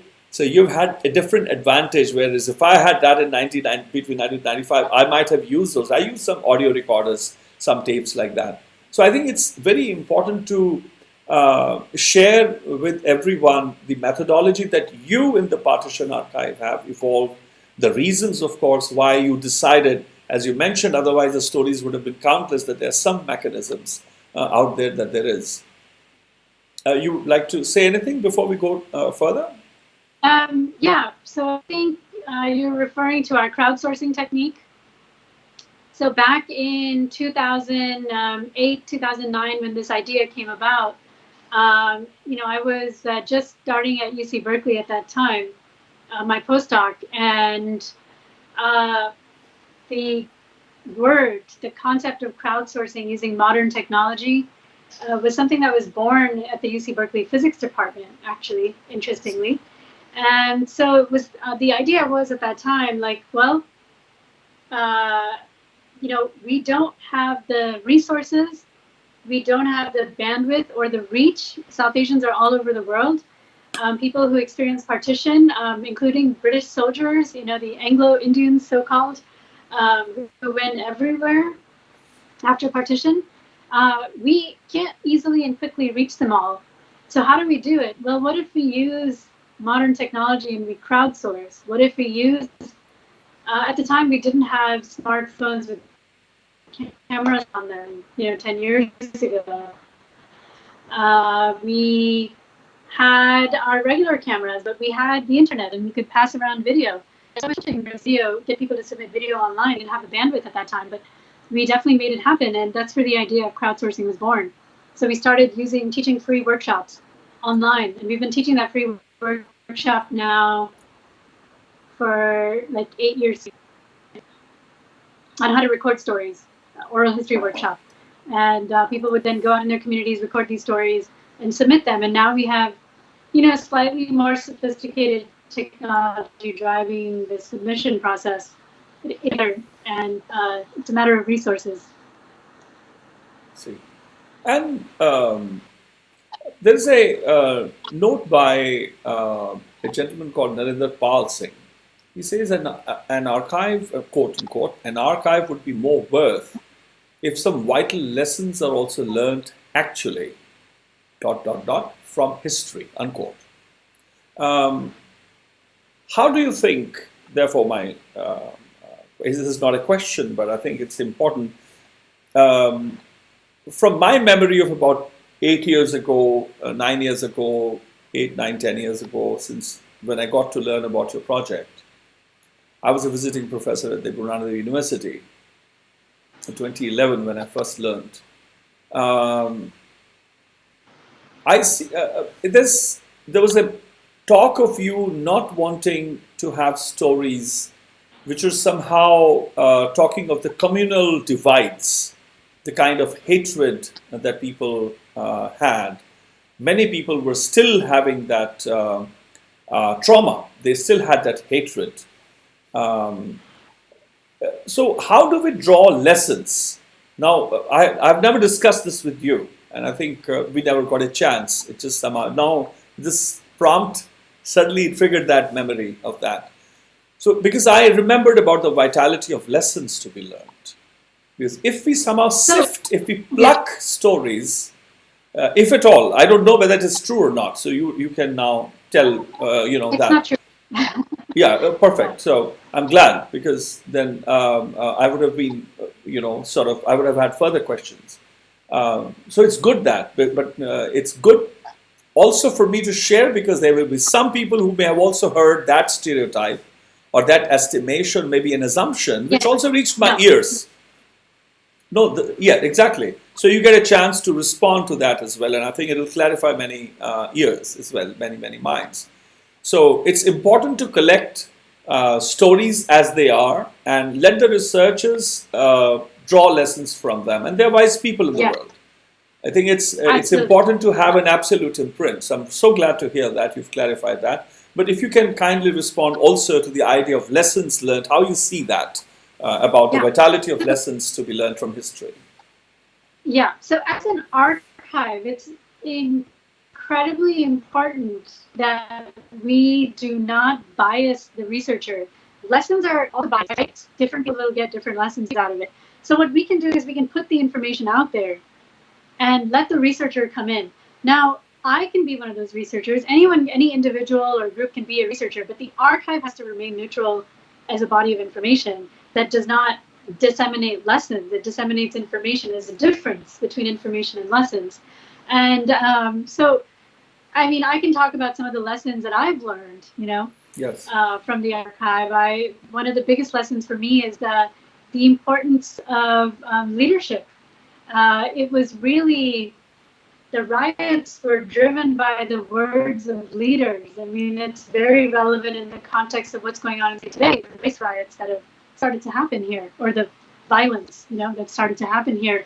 And it was, as somebody who's worked on the Partition Archive, in fact, and who has seen the pattern and seen how the rioting in 47 happened. No, people didn't start killing each other. Neighbors did not turn on each other. That's just not what happened. That's a popular story. So the archive can play a role in correcting misinformation for sure, but I don't think we should get into the business of providing lessons. I think that we have to leave to the historian and the researcher who's trained to do that. We do what we're trained to do, which is collate information, and we're able to use that information to at least, we can tell you what's factual and what's not factual, what's there and what's not there. And what's not there is that neighbors didn't kill neighbors, for example. And then I can, as a human being, when I say this, I'm not representing the archive. I can say that the lesson that I have from that, and a few other facts that I've seen, is that it really was a top-down kind of violence. It was not a grassroots kind of violence that it's portrayed to be. People were not crazy. People acted within their circumstance, and their circumstance made them crazy, according to me. So that's, those kind of things then go into the space of interpretation, and that's something we don't do. We don't interpret as an archive. I, as an individual, could interpret because I have, at this point, come across thousands of stories. So I've got a lot of access to knowledge here as somebody working on this. Yeah, I hope I answered the question in some way. Yes. If I may take advantage, we take all stories. Go ahead. Sorry, just to answer your second question, is that all stories are important. Yes. I think there's just make sure nobody else is using the signal. Now, before it was good, now it is getting sometimes a bit pixelated, the image, and a little sluggish. Best to not to have anybody use Facebook or any other social media platform at the same time. One gentleman with the name Anirudh Kapoor has a question for you. During, quote unquote, during your conversation with people, what is one common regret, unquote? During my conversations with people, what is a common regret that I hear from their side? I guess. A very, very common regret. There's two common regrets. One is that almost everybody moved with the intention of going back. Most people thought it was temporary. Second common regret is that a lot of communal harmony that was there was lost because before partition, people didn't really think about each other's religions, is the picture that's coming out for me after seeing a lot of the stories. But suddenly after partition, religion became an identification factor. It was not there before. So today when you say, oh, Hindus and Sikhs loved each other and lived with each other, no, people loved each other. They didn't think about their religions, or religion was not a factor in terms of dividing people as much as it became after partition. Certainly, yes, there were pockets, there were certain towns where there were some divides, but it was not the prevalent feature in pre-partition society in South Asia. There is a couple of notes that I have. We recently lost Bhai Baldeep Singh, Shiromani Ragi. Interview was done for the Partition Archive. He had just shattering memory, and the details he would give. He was already learning. He was a very brilliant. He was 34-5 born, so he was 10, 12 years old, and he was already performing. So he remembered stuff, right? He was already singing and playing. Taran Taran, he describes, confirming what you said, that There was no rioting in Taran. It was people who were traveling from one side and the one who were basically the cross. The ones who were coming had lost people. They had seen death. And by the time they reached, when they saw the other kafla going, is when they attacked to take revenge on people altogether who were not the ones who had hurt them, but somehow what they saw. And I remember him telling that was eye-watering, of course, that limbs were all over the place. And as a child, he came out from where his house was onto the street. And as a gentleman dying, with his limbs all cut, and he says to him, he says, "Hey, child, see that talwar, see that sword? Can you come and behead me? I want to die. Kill me." And he says, "I was so shocked, I ran away." These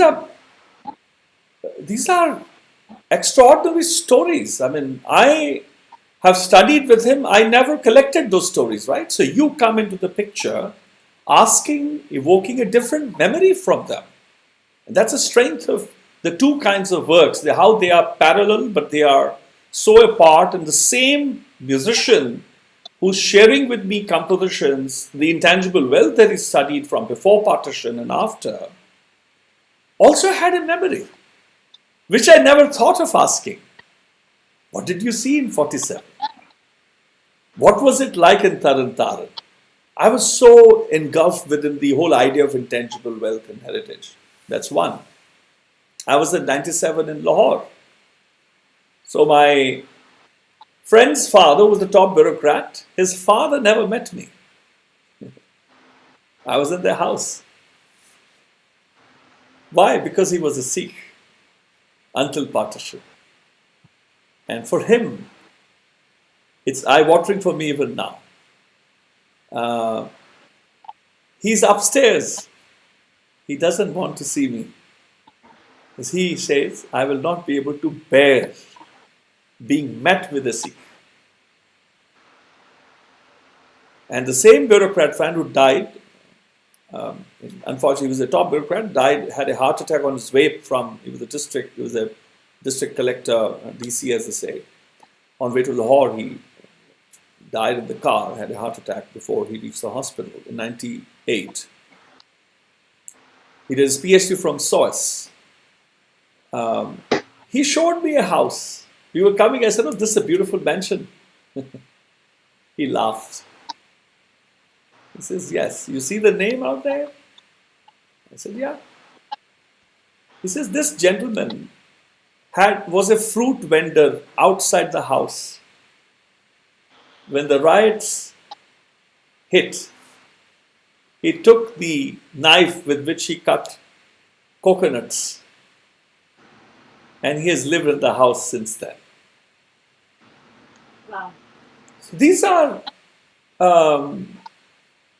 these are shaking. We all shake. What happened? And this is when you mentioned about top down. I have experience. It's not that I was totally aloof. It was just that these elders I was tapping totally blinded. I just wanted their knowledge, right? Music, exegetics, this scripture, that scripture, what was the original meaning? Here you are tapping a different story, and suddenly those stories are coming out.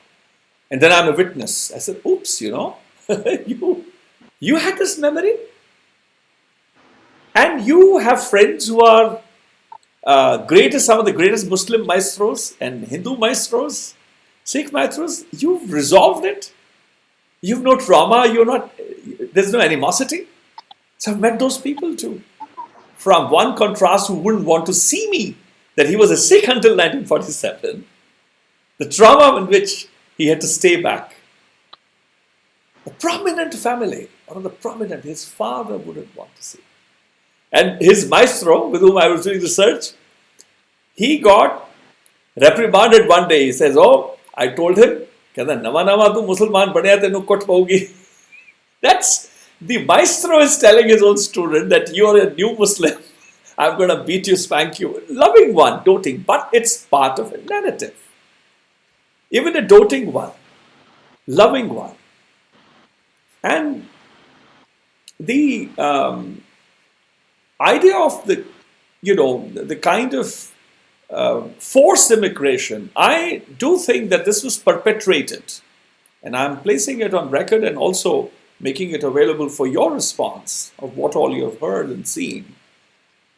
Unless, as I've said in the past, if this migration was not enforced, this ethnic cleansing was not enforced, I do believe Nehru may have lost the first election in India and Jinnah would have lost the first election in Pakistan. Because this idea of two nations, Hindus and Sikhs in one place and Muslims in one, there was an imaginary political divide, right? It was in the heads of the politicians. People were not ready. They had no idea. They were not connected to that. And suddenly they are being pushed. They are being shoved away. And something very important that you said, and then I will, request you to share your thoughts on that.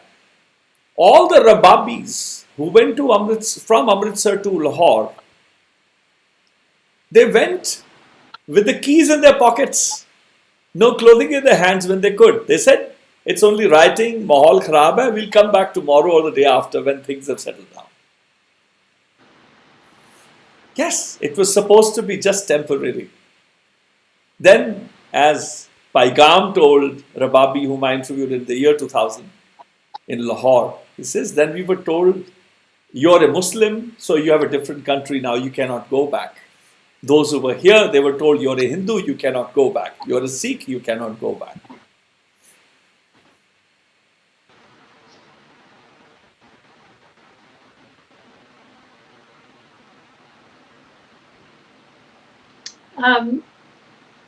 Sorry, what would you like to address?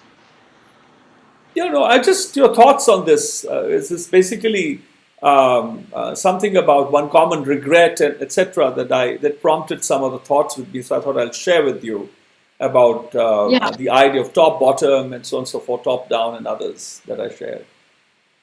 The other thought I'll share on this is, so people will say, well, how could it be top down when it was people on the ground behaving this way, like the man you said with the sword?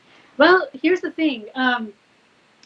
We all have these dark instincts. Everybody does, right? Some people have a side, we call it the moral side, that can overpower those and look past them. But mostly our societies are kept in order because of social order. Some sort of law and order is what keeps us together, right? When you remove that law and order, that fabric of society that keeps it functioning, sometimes people's darkest instincts will surface.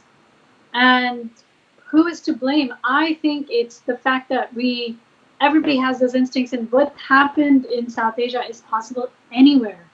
If you remove the police and the military, you polarize the police and the military, which is what happened in South Asia, in Bengal and Punjab, and you remove the structure without, a good transition to a new structure. So I think it was really that transition period that was really screwed up. And what happened is that the fabric of society disappeared for a while, and all of these things that are not acceptable socially kind of came out. These instincts of this man being like, oh, now I can live in this mansion that I was never able to go. Maybe he'd been dreaming of that his whole life, and here was his moment, But who do you blame for that? Well, to some degree, yes, the individual is responsible, because we're all supposed to be moral, good individuals with good values, and we're not supposed to do that kind of stuff. But mostly, it seems like most people would do that kind of stuff if the barriers to doing that kind of stuff were removed, and the barriers are these social structures that we're a part of.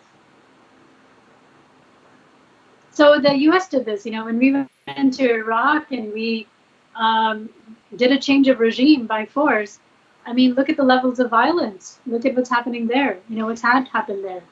So when you remove the social order that's been natural to a place, what will happen? When you remove the police and military, what will happen? Yeah, that's exactly. And Dr. Surjit responded to my request for him to. He was a little hasty. He didn't want me to tell the stories. He just wanted me to listen to you. I know him, so I'll fight with him after. It's like a reader who doesn't want to read the foreword. And the preface is no meaning in the book. Anyway, that's my little nudge back at him.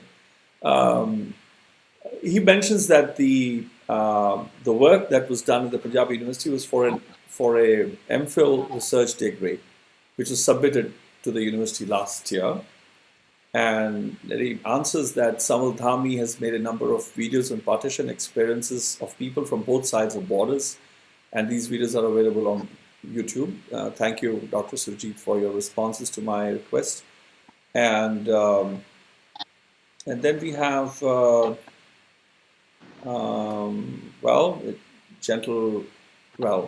are comments. I mean, they're wonderful comments. They're complimenting you, thanking you for your work. I'll just say there are many people saying that I don't have to read those out. Before we go to the next question by Mr. Anirudh Kapoor, can we see the second video now? Sure. And sure. What is that? Can you tell us about that? The second video, I chose it because specifically because this talk was going to be quite Punjab centric, and this is a very famous author that a lot of Punjabis will recognize, Ajit Kaur. And she's from Lahore, and I was fascinated by her interview because she described Lahore, and to me it was like my ancestral city. It was really fascinating to hear her describe it.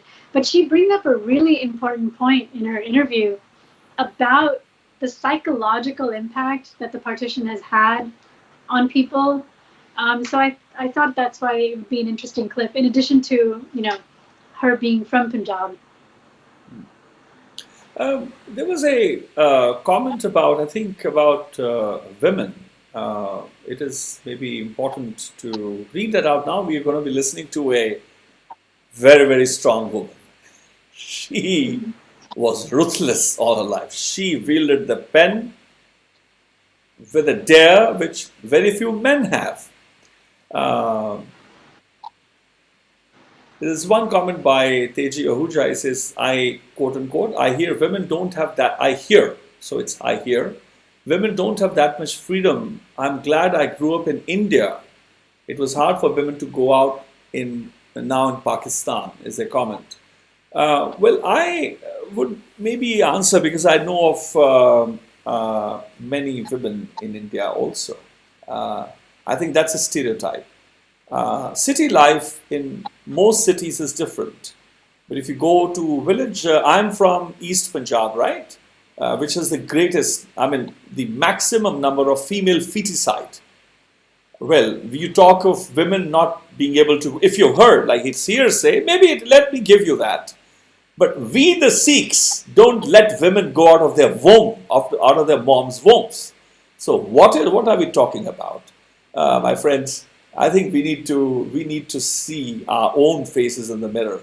Gurū Nānak, his voice is the first one that was raised when he tried to teach us.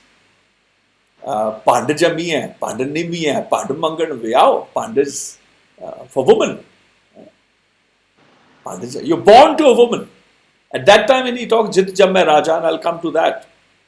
Raja was the Bhumipati, the lord of the land. Raja was considered the avatar, the incarnation of Vishnu if you were a Vaishnav, incarnation of Shiva if you were a Shaivite, incarnation of Brahma if you were, or a Devi worshipper, etc., etc. Whatever you were.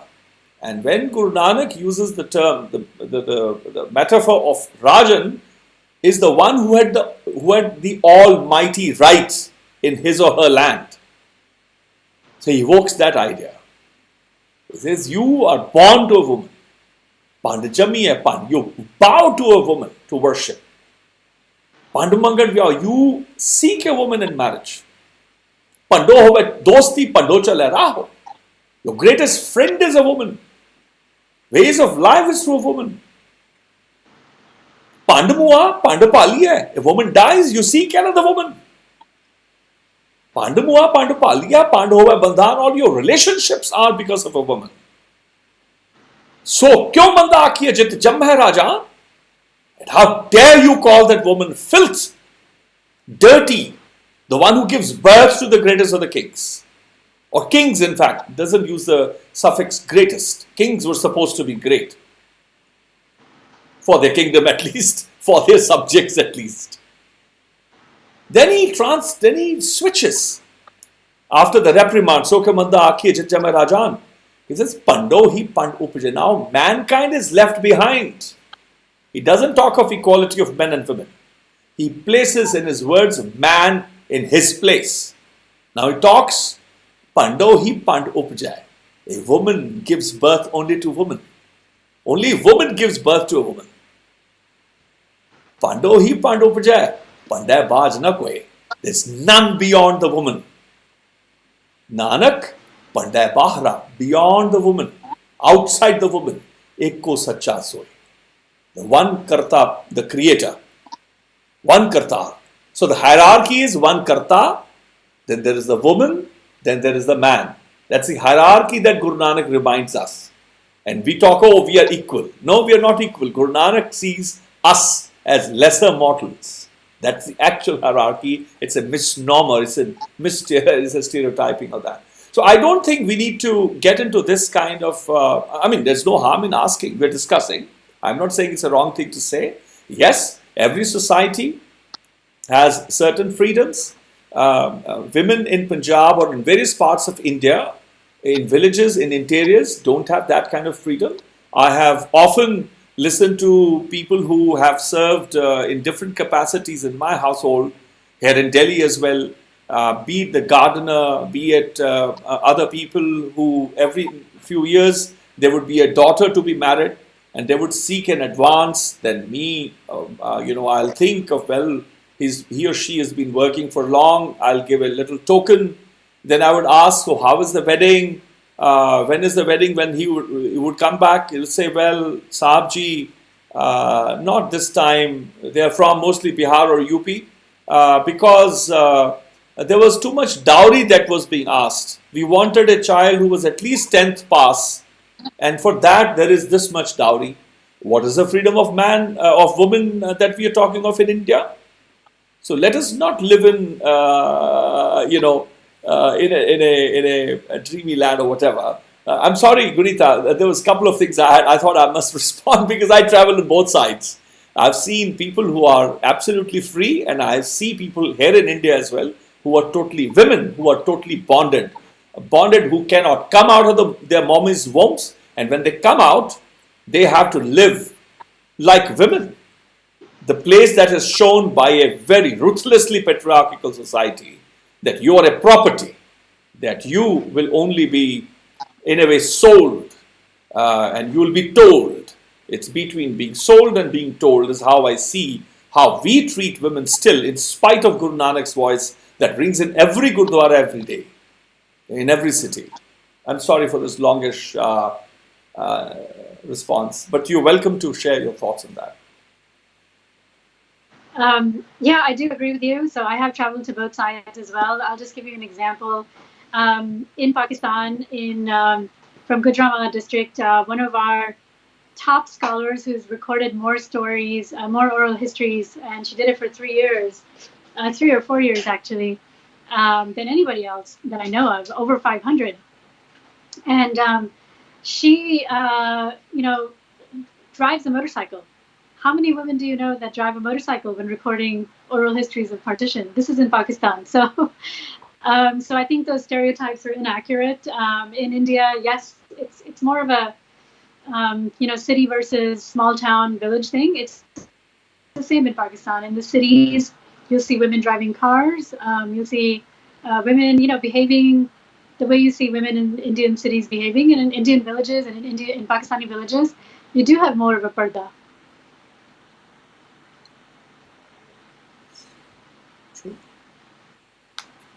And every state has a different system of a parda.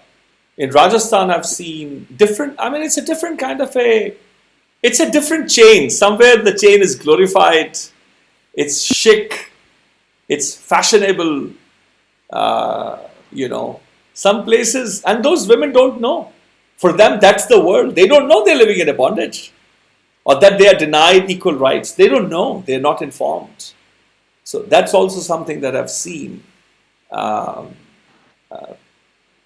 both ways.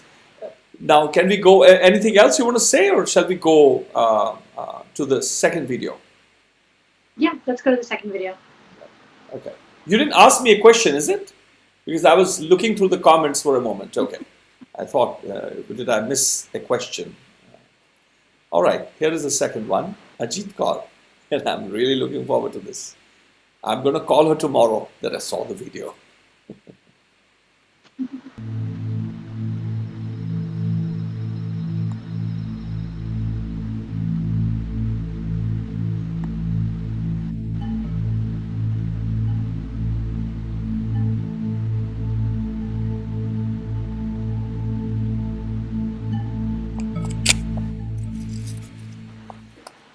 This was a small road of doctors, exclusive road, Chamberlain Road of Lahore.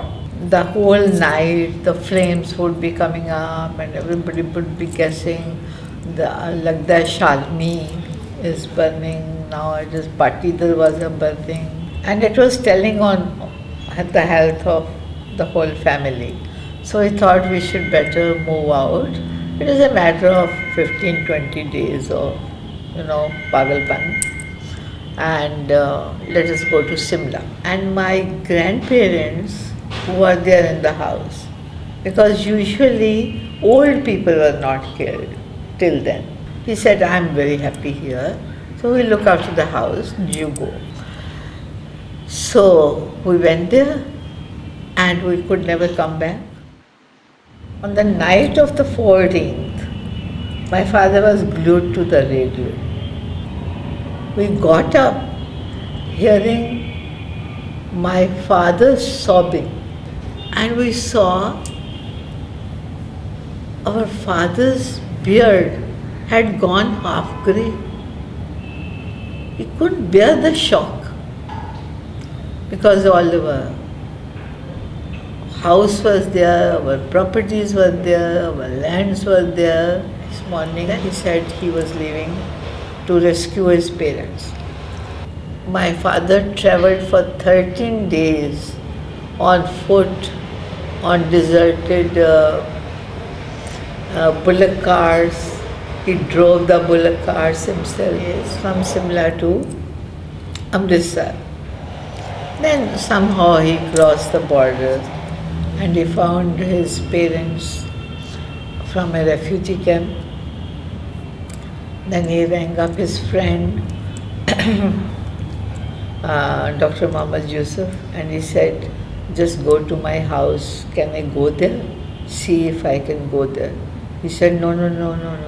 The people who have occupied it, they roam around with the daggers all the time, because it is a huge house and they are afraid that more refugees will walk in. It is very difficult to uproot a built-up life. All the lands they were tilling since generations. The houses that they were living in since generations. I mean, that was very traumatic for people to leave their lands and homes.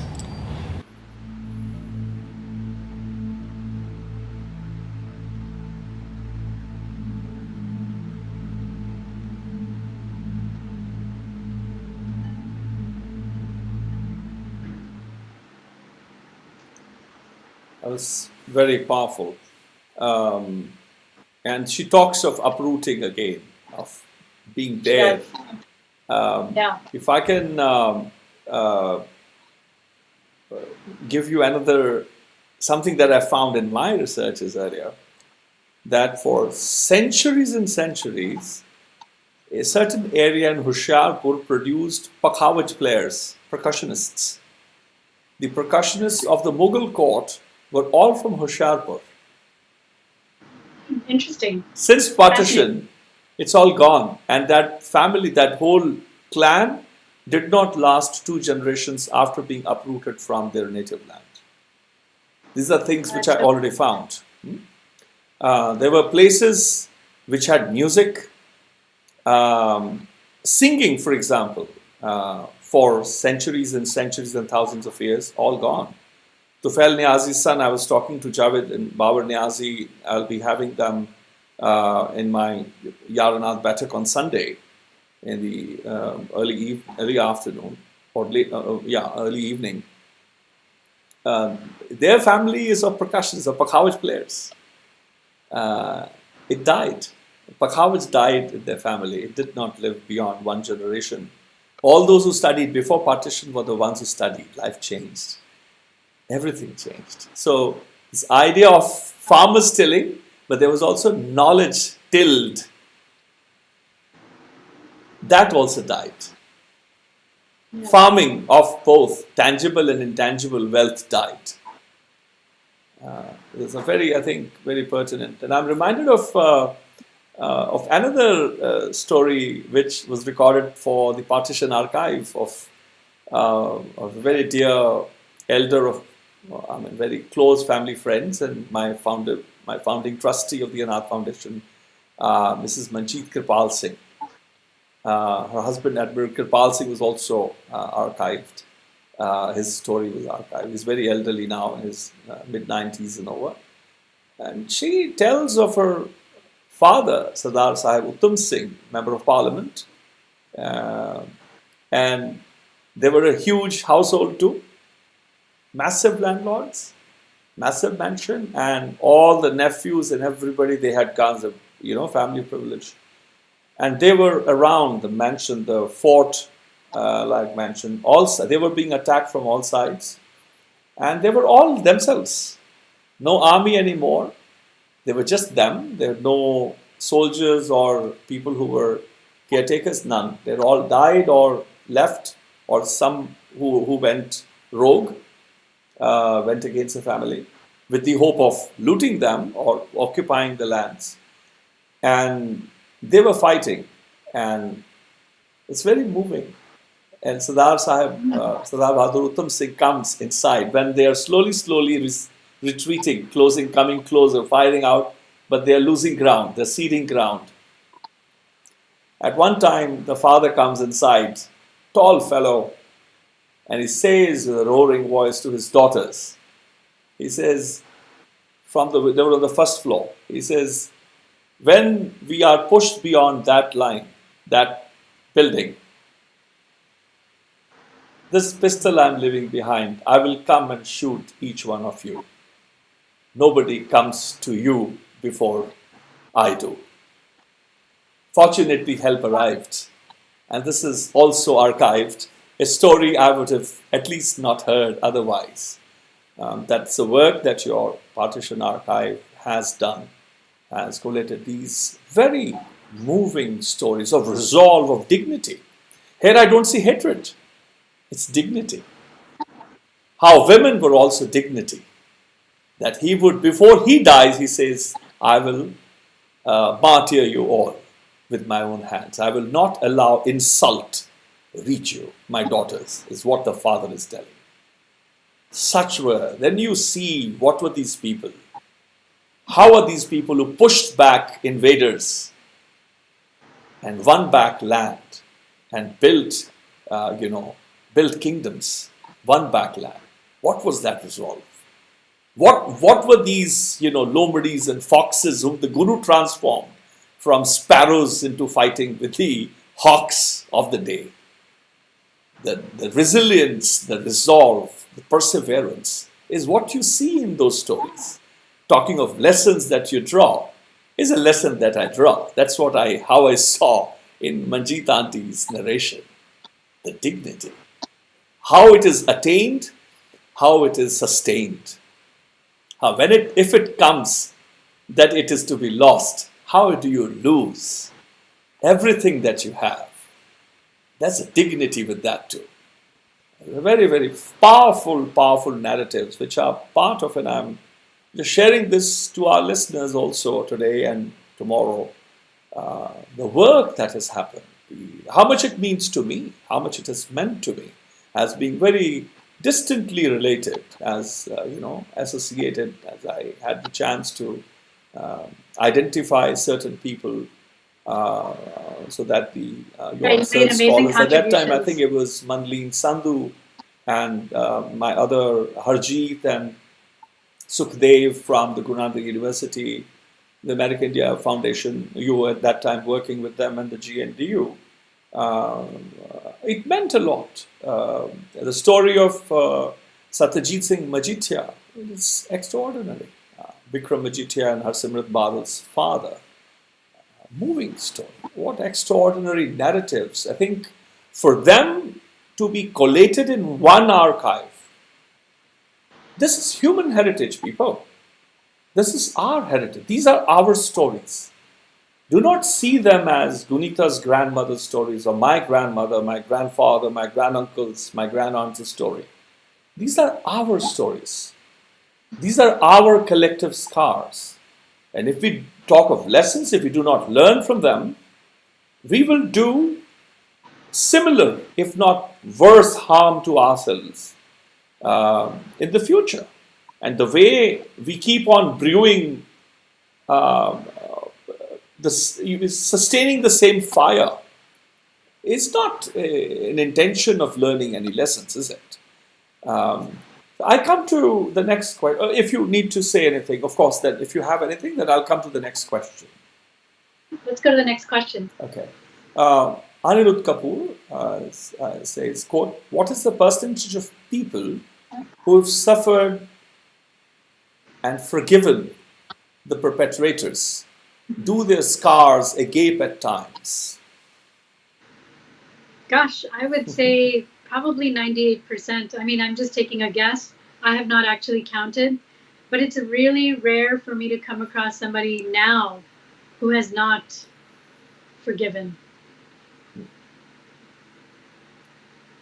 It does happen.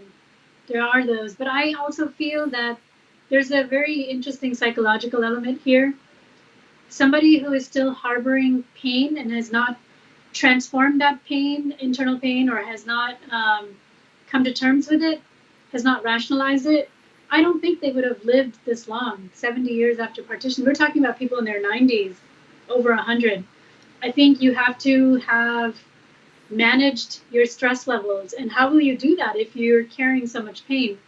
So I really think we do have a selection bias because of when we're doing this work. We're doing this work 60 to 70 years later. So the people we're interviewing are already people who had some sort of resolve. And so they've mostly forgiven and moved on. Maybe not moved on completely, but they don't harbor like hatred. I haven't come across, at least out of the 9,200 interviews in the archive, I've done about a little over 100 of them myself.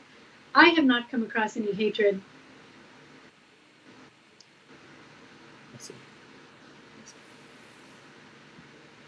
And a couple of stories that were coming to my mind. My own uncle, my Mamaji, he's a legend from Kala Sangya village. Gadar movement, we have another UC Berkeley associate, Kartar Singh Sarapa, I guess from the same department, is it? And when I proposed that it's time to restart the Gadar, I stood outside your UC Berkeley's physics department a few years back and recorded my monologue. That's my relationship with UC Berkeley Department of Physics. But Wow. my Mamaji, Sardul Singh, of Kala Sangya would burn the police station, British police stations, if they captured freedom fighters, the Garam Dal. That night, the police station would be and them freed. He left. My grandfather, maternal grandfather, was a strong man too. He locked all doors because my Mamaji had lost a few friends to riots, and he was bent on vengeance. And my Nana, who was very strong, he out wrestled his son and pushed him back, locked all doors. But my Mamaji ran away with swords which my grandfather had made. He would make often his own swords. He would poison the swords. They had still the technology from Guru times. Both my maternal and paternal, they would, because nobody could go in the markets. They were all the old swordsmen. They knew how to build, repair. They had to learn. There was no support. There was no, so they were the old order. My Mamaji ran out from the back, climbed a very high wall in Kala Sangya, and was not seen for weeks. And he had killed hundreds of, people, hundreds of Muslims. He died. I never met him. I don't have a memory of him. But my mom and my Nani Ma told me that. And my grandfather did not speak with my Mamaji for many months. He was angry. He said that he did not forgive his son for that. Then there were, other stories as well. People like, I think the very first story we heard today, the film that you showed, the very first, is about forgiveness. When he says that I have reconciled, I have forgiven. So I think the answer, one answer is because, why I say one answer, if I may, I don't know if Guneeta, you will have something to add to that, is because I think different people had different traumas. I think if you were to collect the shades of trauma, it's different. They're different. It's not one trauma, one kind of trauma. So to talk of forgiveness, it's about what kind of forgiveness was required from that that could address that particular kind of a trauma that somebody had. So we're talking about kinds of traumas and kinds of forgivenesses, kinds of acceptances, if I may. If you have anything to add to that. No, I pretty much agree with you. There are many levels of trauma, and I think Shani Ali, or Mr. Ali Shan, as we call him sometimes, I think he overcame a lot of trauma and he forgave deeply. Like, he genuinely forgave, which is why I think he's, in a healthy and happy position today. Yes. Teji Ahuja asks, it's not a question mark, I think maybe there's some typo. He says, can never excuse divisive politicians that played in the hand of British to tear the country into two despite having same culture. The reason I've decided to read that is, if I can ask, develop a question from that. Did you find in these stories that you've archived, was it the narrative from among the people? And we're talking about, like, we've spoken about privileged households, like your grandmas, like my ancestors, the Uttam Singhs, many, many households that have, personally, we don't have to go into details. But there were households, many very big households which went on the other side, whom I've known as well. But the common people, the middle class, the lower middle class, the poor people, did you find any sort of anger or regret or some sort of feeling, bitterness, if I may, towards the politicians that were there in the minds of the people of why this was done, or did they hold the politicians responsible in the first place? Almost 100%. I see. I would say, not exactly 100%, but I would say majority. a vast majority of people hold the politicians responsible. I see. And you don't have yeah. the kind of feelings you have towards Jinnah, Nehru, and Gandhi today are very different from the people who actually went through partition. I see. And then there's one question from Narendra Pal. He says, "What was partition avoidable, or should it must have been? How did people think about it?" Is what is his question from what you've gathered, of course. Well, most people we talked to didn't know it was going to happen until they were forced to leave. They didn't even know it was happening. Some people I talked to, especially from the countryside, from the villages, still to this day had no idea why they had to move. That boggles my mind, that they've lived with this question mark their whole life. Now for the other question that you asked, was it avoidable? Well, I don't know if the partition itself, that's really difficult to say with all that was happening at that time. But was the violence avoidable? Yes. I absolutely believe the violence was avoidable. In fact, the British knew how to end it. They ended it very abruptly when they brought in the Gorkha regiments, the Madras regiments, which were ethnically unrelated. So the problem that happened in a lot of these places like Punjab and Bengal is that the police and the military became biased.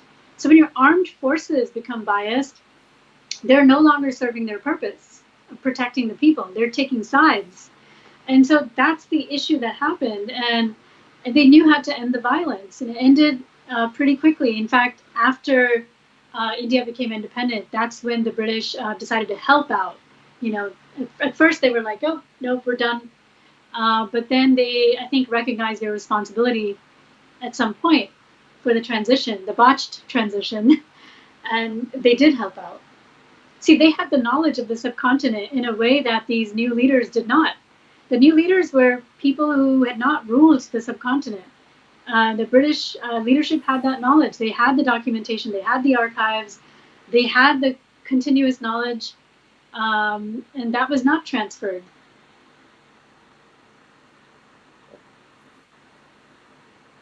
To say, well, why don't we see the third video that you have for us? Let's do that. Can you tell us something about it before we screen it? Well, yeah. So this video is from the Sindh province, and it's an interesting video. It's interesting because Mrs. Chainani, she was a little girl and she actually knew Gandhiji, and she has some really interesting memories that will make you question what you know about history. Okay. I won't say more. I'll let you watch the video to figure this out. Okay. Here we go.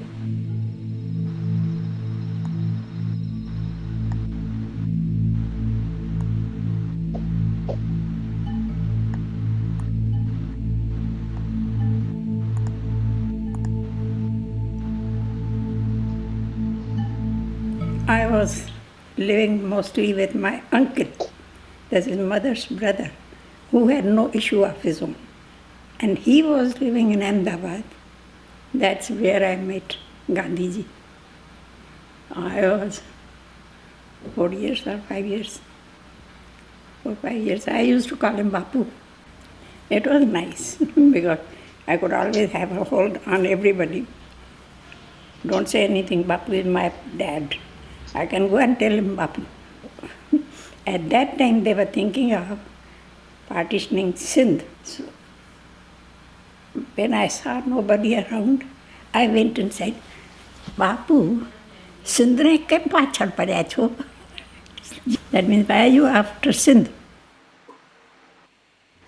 Early morning we used to get up, say about 6 o'clock, collect all the children every day.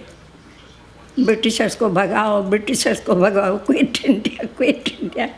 We used to take that procession from all these near about places. And they return by 8:30 also, and then get ready and go to school. I was once jailed also, taken to jail. Then they put me, we were about 10 girls, boys and girls. We were put in a van. We were taken quite far off. Rani Bagh, they used to call it that place. They took us there. It was evening, 7 o'clock, and they said, get down from the bus.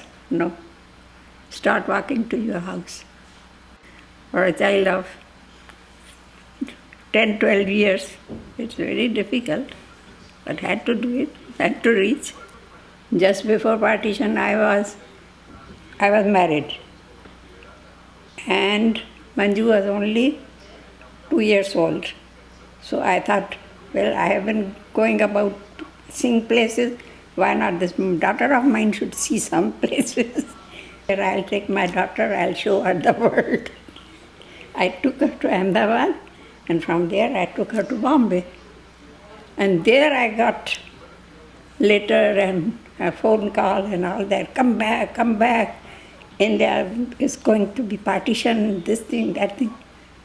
Then so I took this girl, came back, and thinking that we are not going for good. I didn't bring anything. Would you believe? Just 2 suitcases, clothes, as if we are going back. Never thought that we'll not go back.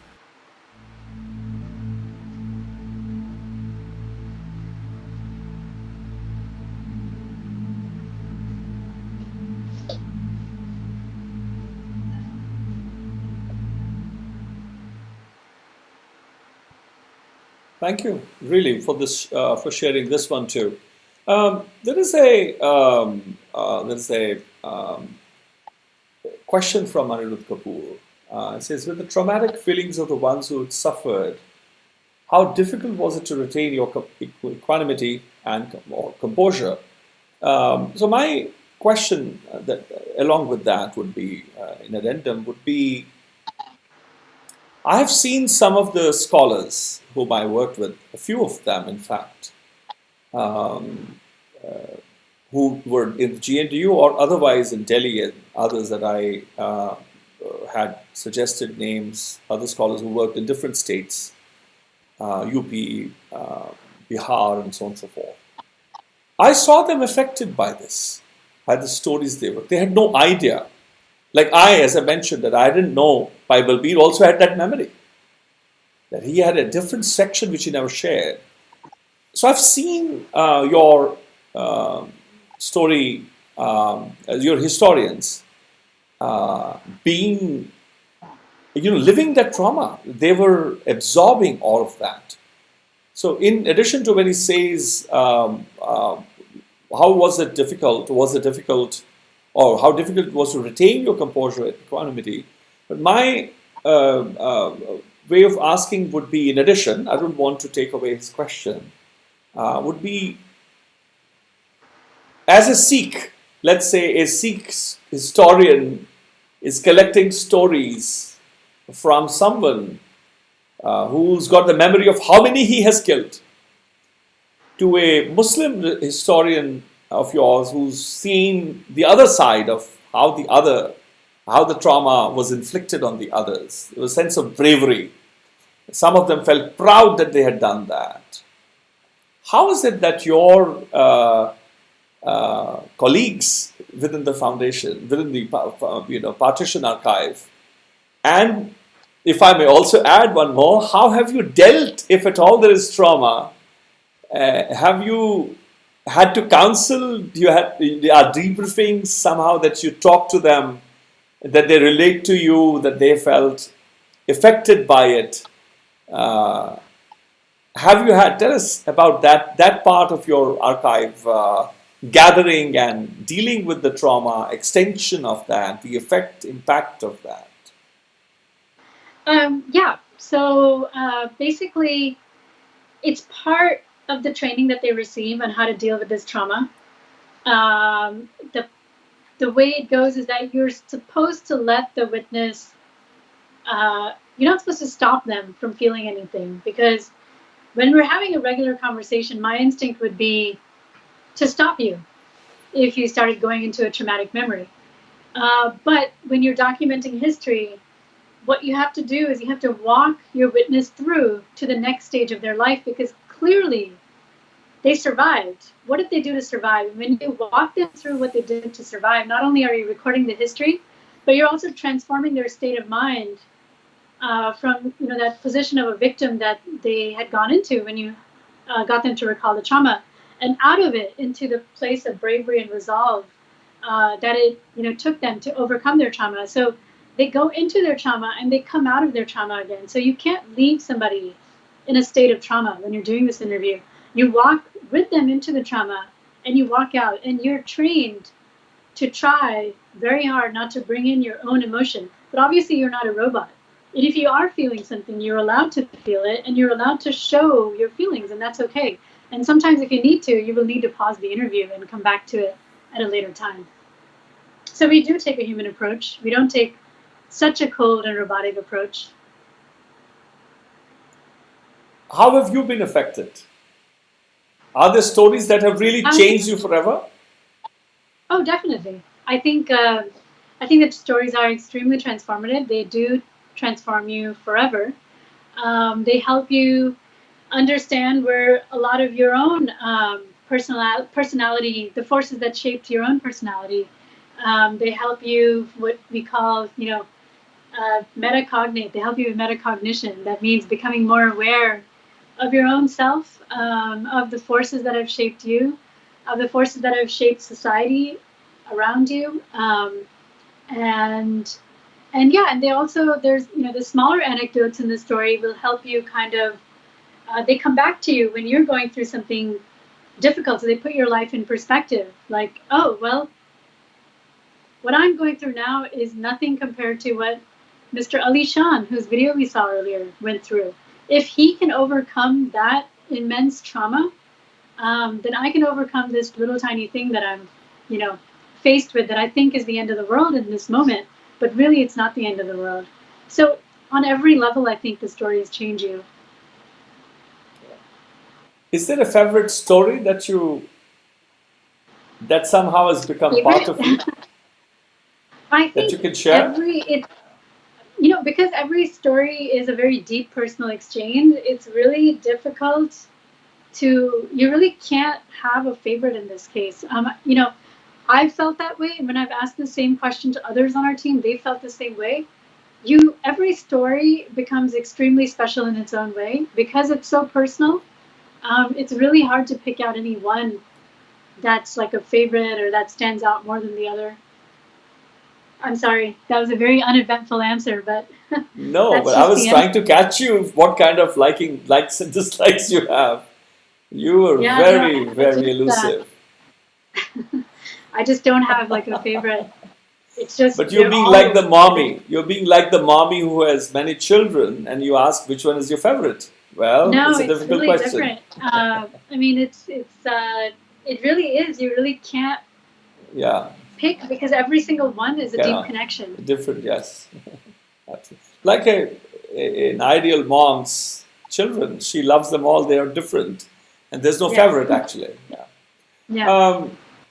There is an important question, of course, asked by Amarjeet Singh, and somehow it takes me to where I wanted to go, because I started with your grandma. That was my personal interest, because I'm very fond. My grandma is my storyteller, right? And so much of etiquette and theorems I got from her. Bibi Sant Kaur, born 1900, daughter of Sardar Jathedar Jagat Singh of Sirihali, quite a freedom fighter. He's got a massive history. So I always want to hear what another grandmother has told a grandchild. So that was my selfish interest to start there. The question that Amarjeet is asking you is that what inspired the idea of creating this archive? And it takes us, of course, to Hiroshima. Can you tell us about that visit? And tell us, we all want to hear that part. Well, the idea of trying to bridge the gap between official history and folk history on partition has been there since my teenage days, since I heard my grandmother's story, because the horrific scenes that she described, those scenes I had, not read about in any history book, not in the US, not in India. And so I really had this thought that this history needs to be documented at that point. But the idea of the archive and the fact that we could document people's stories didn't come until I went to Hiroshima. So in Hiroshima, I was actually in Japan in 2008 doing research towards my PhD in physics. I was at the University of Tokyo, and on the weekends we used to travel, and so I was traveling down to Hiroshima, and that's when I came across the oral testimony archives in Hiroshima, and I was very deeply moved by the recording of these, the survivors' accounts, and that's how this concept of the Partition Archive, of documenting the people's history of partition, came about, because documenting the people's history gives a legitimacy to the events that you cannot get from just reading numbers on Wikipedia or reading a textbook or watching a movie. When you hear it from the witness, you get many forms of communication. Not only do you get the words, but you get the body language. So there's a lot of expression and emotional expression that happens there. You get the tone, you get the facial expression. So there's a lot of communication that happens there that isn't always put into words. And so that's why I think it's important also to document oral histories. And so that's where the idea came. It was really clear at that point that we needed to do something similar for the subcontinent. And at that time, there were no open archives of information that you could go to on partition, on the internet or anywhere really in South Asia. Right. And the idea of creating an archive is, of course, is one. Starting to collect stories is one stage. You began as an individual. Tell us more about that until a year or two later when you actually founded the archive.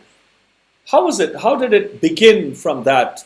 Take us slowly into, as an individual, when you grew into an archive, full-fledged archive and story collection, with the whole paraphernalia that you built around you. I'm sorry, can you repeat that question? I was just getting another ding here.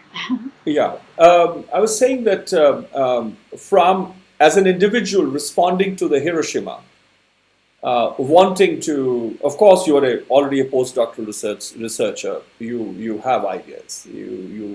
You've run through the pedagogy and you can formulate within a moment. We all do.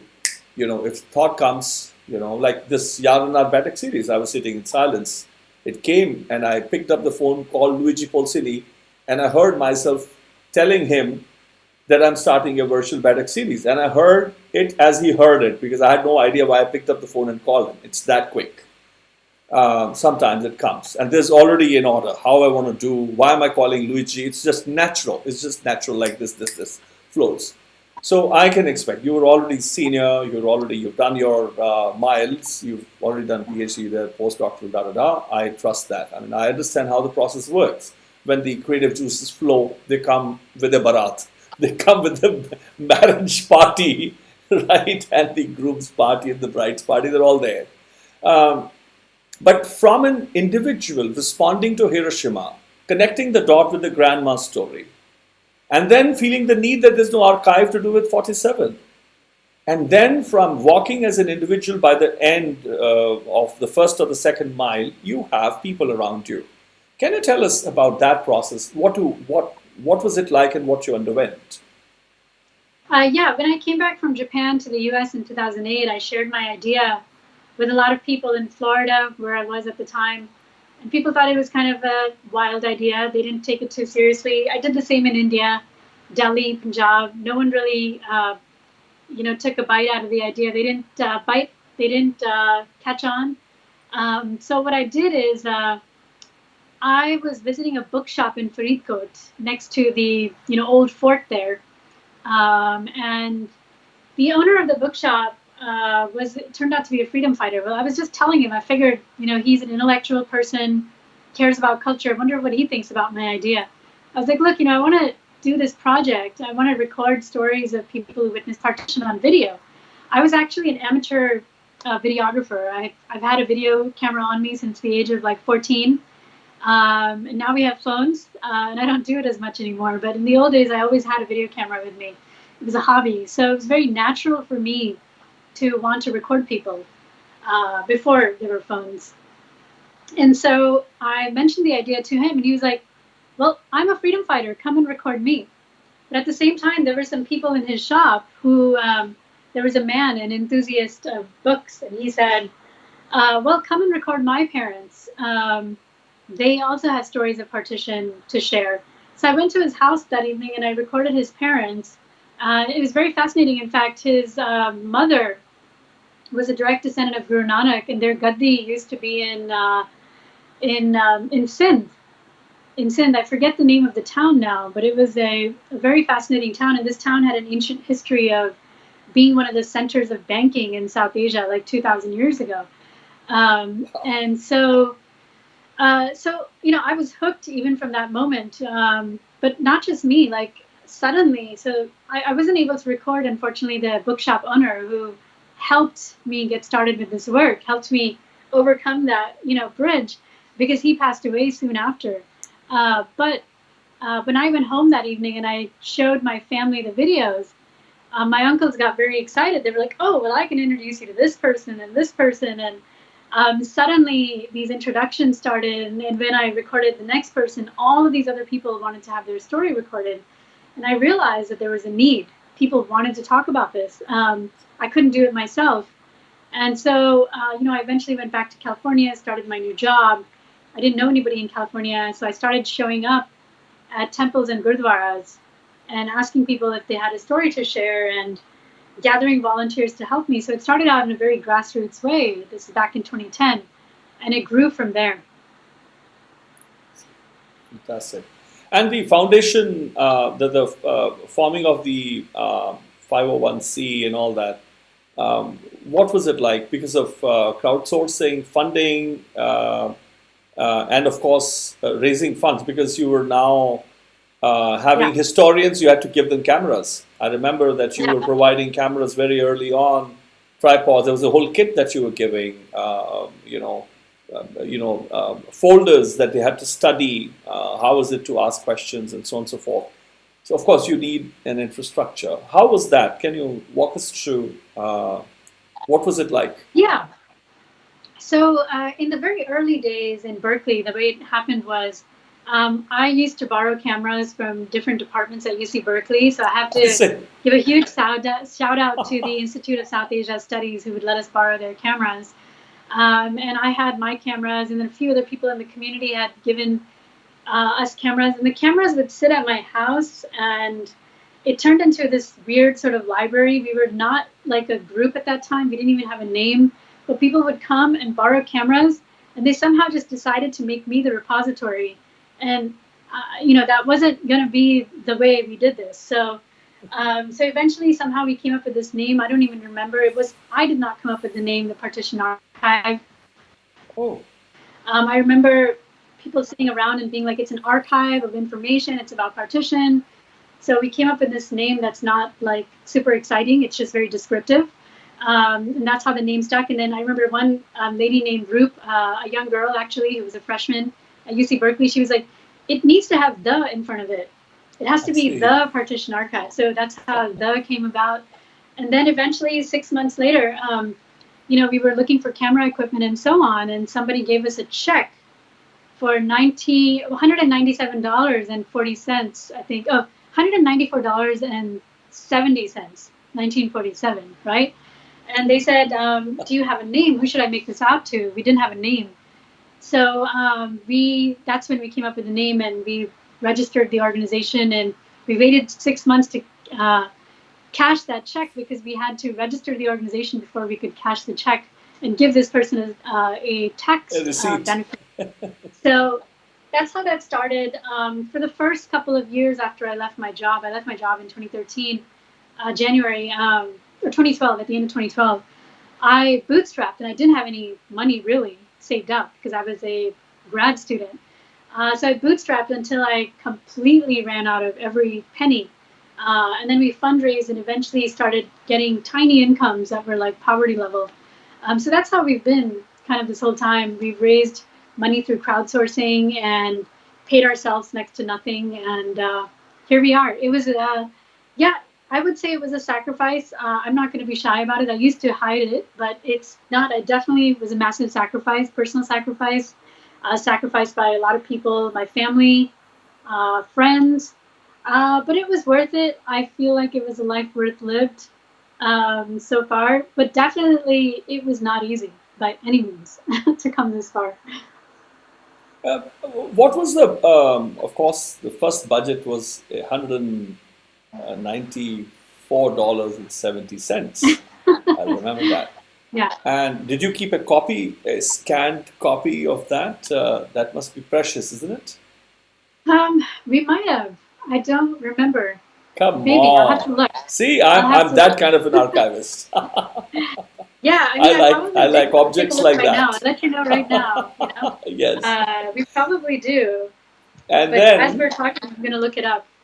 what's the budget now? Like 2019-20, how much have you grown and what's your annual budget as a foundation, as an archive, plan, non-plan and all that? How much funding do you require annually? Well, we never make how much we require. So usually what happens is some of us don't get paid. But what we really, we have about 4 staff members, and we have, last year we had 39 scholars who were paid. So if you want to pay everybody and you want to keep up with that, we require about 250,000 US dollars worth a year, which is not that much actually. Yeah. But that's with everybody making very low salaries. If we were to make proper salaries, you'd probably double that amount. I see. Okay. So the actual normal budget, if you were to have a full-fledged one, would be $500,000 a year. And that, of course, is, are there avenues? Do you request people to contribute who are in America? By way of 501c, so people listening who are interested in the work can somehow connect with you or the 1947 Partition Archive page and all that. They can contribute to the projects in a way. But are you also registered in other parts of the world? Does that budget include everyone who is working, or it's a different budget for different countries? And what you shared with us is only the United States, where you're based. I'm sharing with you the global budget. Okay. Well, it's mostly the US, but if you add the global in it, you will have a slightly higher budget. But we are registered as an ADG tax-exempt organization in India. We were not able to register in Pakistan because our name was already registered in India, so we were denied registration there. But we will try again. So we can offer tax exemption in the US and in India, and we're completely funded by the crowd, by people who want to see this work happen. I, of course, missed part because I had to change my ears. There is a next question by Dr. Surjit Singh. It's a very graphic, narration or description. It's quite graphic what the question is. I had a student, Ankolom, but it's very, very personal also for me, and I will relate it to something else, related and yet unrelated. But I would rather take back unrelated. It is related. Khalsa Heritage Complex in Anandpur Sahib was designed by Moshe Safdie. And the birth of that institution was like you when you visited the Hiroshima. The then Chief Minister of Punjab, Prakash Singh Badal, he visited the Holocaust Museum in Israel. And he was so moved by that he wanted to build something up to have a Khalsa memorial, like the Holocaust Memorial, he wanted to have that. But that was very interesting. And I think we are again, now that's a third person who's responded to the idea of archiving. That's the Chief Minister, or the former Chief Minister of Punjab, Sardar Prakash Singh Bhalla. And at one time I enjoyed a very close relationship with him, save a few idiots who came in between and played spoil sport. But whenever we meet, it's a wonderful time meeting with him, etc. We both have strong opinions. I have critiques of how he handled certain things, or even, but that's besides. He's, I have good memories personally. He responded to the Holocaust. You responded to Hiroshima. I was responding to the death of intangible assets. So there are three people now within the picture, if I may. When the design, I was the youngest member of the core committee of the Khalsa Heritage Memorial Complex. The term memorial was taken away in the very first meeting that I attended. I questioned that Khalsa is not a memorial. You cannot have a memorial about Khalsa. Khalsa is a living concept. So everybody agreed, and the memorial word was removed, I think sometime in 98 or so, 97 or 8. So that Dr. Pratipal Singh Kapoor, Dr. Kirpal Singh, some of the senior most scholars who were there, several vice chancellors retired and serving, and some of the top historians were there. And it was decided to build it until 1947 from the Guru times. It was basically the Khalsa Heritage Complex. The design was, the architect was imported by Prakash Singh Badal, the then Chief Minister. Moshe Safi was invited to design, and he created a design. If you look at the Khalsa Heritage Complex, the dome is like this, right? It is straight here, and then it goes like this, right? And there's a wall straight down there and like this, so everybody can see. And there are 5. And Anne Colombe, one of my students from France, she was doing her PhD from École de Louvre on museums. And when I was, I had the papers, meetings, because I went to teach in Paris, and I had the papers because I had to study. And I was to come back with my own reports and so on and so forth. And she said something very, very powerful. She said, these domes. Now she's doing a PhD in museum curation and to do with museums, right?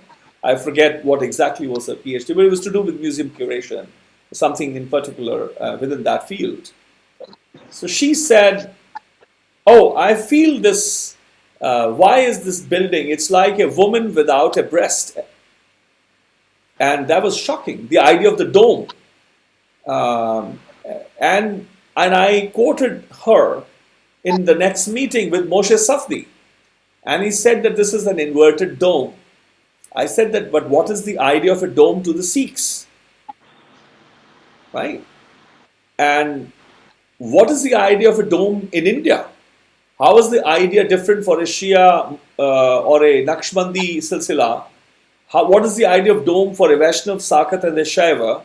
And what was the idea of a dome to the Sikhs? Can you tell us what have you understood and studied? He had no answer. He says, I have inverted the dome because these are 5 Panch Pyaras, and I've taken the concept. I said, okay, Panch Pyara concept is taken, but the inverted dome, but why is that for? He says, it is to reflect, I don't know how to show that. Maybe this way.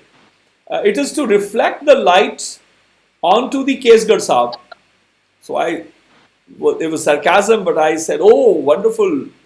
Thank you so very much. You've freed me from freed me from the bond, the misconception that I've been laden with. And I thought that Kesgarh Sahib was a place we received light from. Now I learned from you that we need to reflect light to Kesgarh Sahib, not receive from it. If you had said it is to receive light from Kesgarh Sahib is one, but you want to reflect light onto Kesgarh Sahib. Anyway, the rest what happened is there. And here is Dr. Surjit Singh's question. What do you think about the brutal killing of kids and chopping of breasts of young women? What kind of perverted psyche was this? What kind of revenge was this? Can any religious group justify these acts committed by all kinds of communal rioters. Would you respond to how you felt upon collating stories and so on and so forth? What was the reaction? And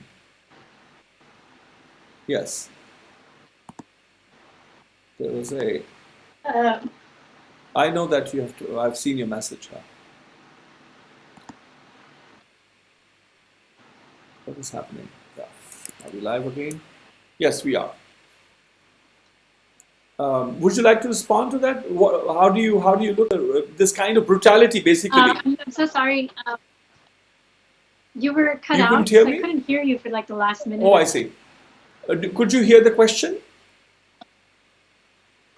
I heard the very beginning. What sort of psyche for some of these crimes? Yes. That I mean I'll read it out. It's About can any religious group justify such acts committed by any kinds of communal rioters? Yeah. well. Here's the interesting thing. If we really want to understand this scientifically, at that time, you had people, very frustrated soldiers who'd been away for a decade, returning from World War II. And those soldiers who came back from World War II are actually the ones who organized the kafilas. They're the ones who had the knowledge of how to organize kafilas. They're the ones who organized a lot of the weaponry that was being made at the time. And so you did have war veterans returning who sometimes had mental illness from war that was not resolved. You know, you did have people who were mentally ill and perturbed already coming back to society at that time. So Fantastic. there's a That's lot a of very people who've important written point. about that. There's a lot of people who that subject actually has been looked at. Not, I wouldn't say extensively, but it's definitely been looked at by historians. Yeah. That may have to be the last question. Unfortunately, I Yes. do have a. Yeah, I know that. I've seen your another- message. Thank you for that. And I know there are many questions, and I've not yet done all the queries that I had. You shared some photos with us. Can we quickly do that in the next 2-3 minutes? And here is the first one. That's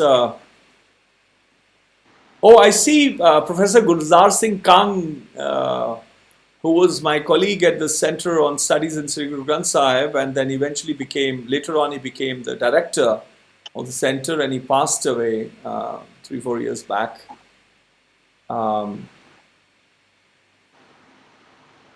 That's the first image Yeah. that we see. So that image was taken in, I'm forgetting the name of the village. I've known it for a long time. I see. I think it's called, was it Jaraha? I'm not remembering the name of the village, but Okay. but yes, it was with the team at GNDU. I see. So we did go out and we recorded this oral history. It was a very fascinating story of a gentleman who, he was related to people who had done a lot of killings within their own family at the time of partition. That happened a lot in the Rawalpindi area. I think in that area, there's a lot of ancient tradition of how you deal with invading armies, because they are in the path of invading armies. Right. Right. So this story was from that area. Mm-hmm. So if we can go to the next image. Yeah. The researcher in focus, story being told. I remember the old cameras that you provided your historians. Yes. Yeah, those cameras are very vocal focused. They were focused on really good sound, and they were focused on being very small, so they're a little bit discreet, Right. easy to carry around. But yeah, this is during our first trip to Amritsar to see, before we launched our Story Scholars program, to see the mechanics of it. So 5 of us traveled through Amritsar. We lived in the walled city for a while, and we documented stories. So this is in Amritsar in the early days. This is, I think, 2010 or 2011. Uh-huh. This is Ranjanpreet Nagra, one of our volunteers at that time. Right. Uh-huh. And well, I'll come to one. I've just a couple of queries. I think we will do another one with you in the next, maybe the next season when I begin. I have a quick query because, before I let you go, there is a partition museum in Amritsar. I just thought of that. What about that museum? How is that similar or dissimilar, or how does it compare with your work? Yeah, so it's a little different. It's a museum. It's interpretive. We document. Museums interpret. So it's different from our work in that our work is cross-border. I mean, the obvious difference is that we're an archive. It's a museum. Our work is cross-border. We've fundamentally been all about people documenting their own history. So it's crowdsourced. Now the museum is an interpretation by a certain group of people. And it's not cross-border. It is in Indian Punjab. So it's very specific. I think it's a good effort. It's different from how we might do a memorial one day because our approach. I was coming to that. I was about to ask you that. Yeah. So we do want to do that because we have this massive body of information that needs to go out into the world. One thing I liked about the museum is, this concept of the people's history, which we sort of solidified in the early days of documenting partition. The museum did adopt that and build on that concept of making it about the people, because most remembrances about partition before that were focused on Mountbatten and what the leadership was doing at that time, Jinnah and Nehru, and there was just honing in on that, the decisions, but nobody was looking at the impacts on the people. And so I think the archive popularized that in this museum, which has just come about 3 years ago now, I think. They've built on that theme, which I appreciate a lot. Some of their, in the early days before they started doing oral history, a lot of their team members took our classes online.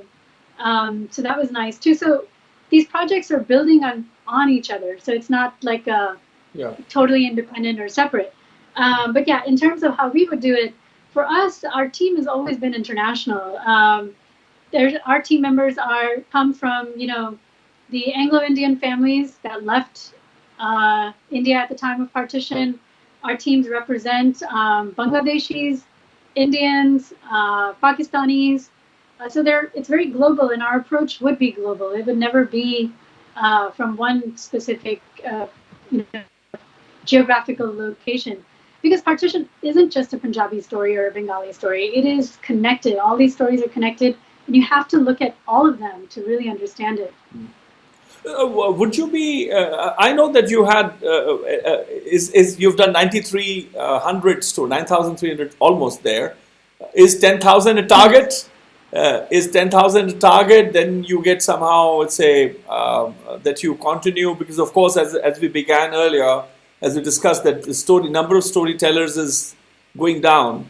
It's a dwindling population. They're rare. It's a rare species now. Those who lived through that trauma or who were witnesses. When do you begin? Where have you reached in terms of? Are you okay setting up an archives in India or in Pakistan or Bangladesh or multiple places? How would that be? Or in the United States?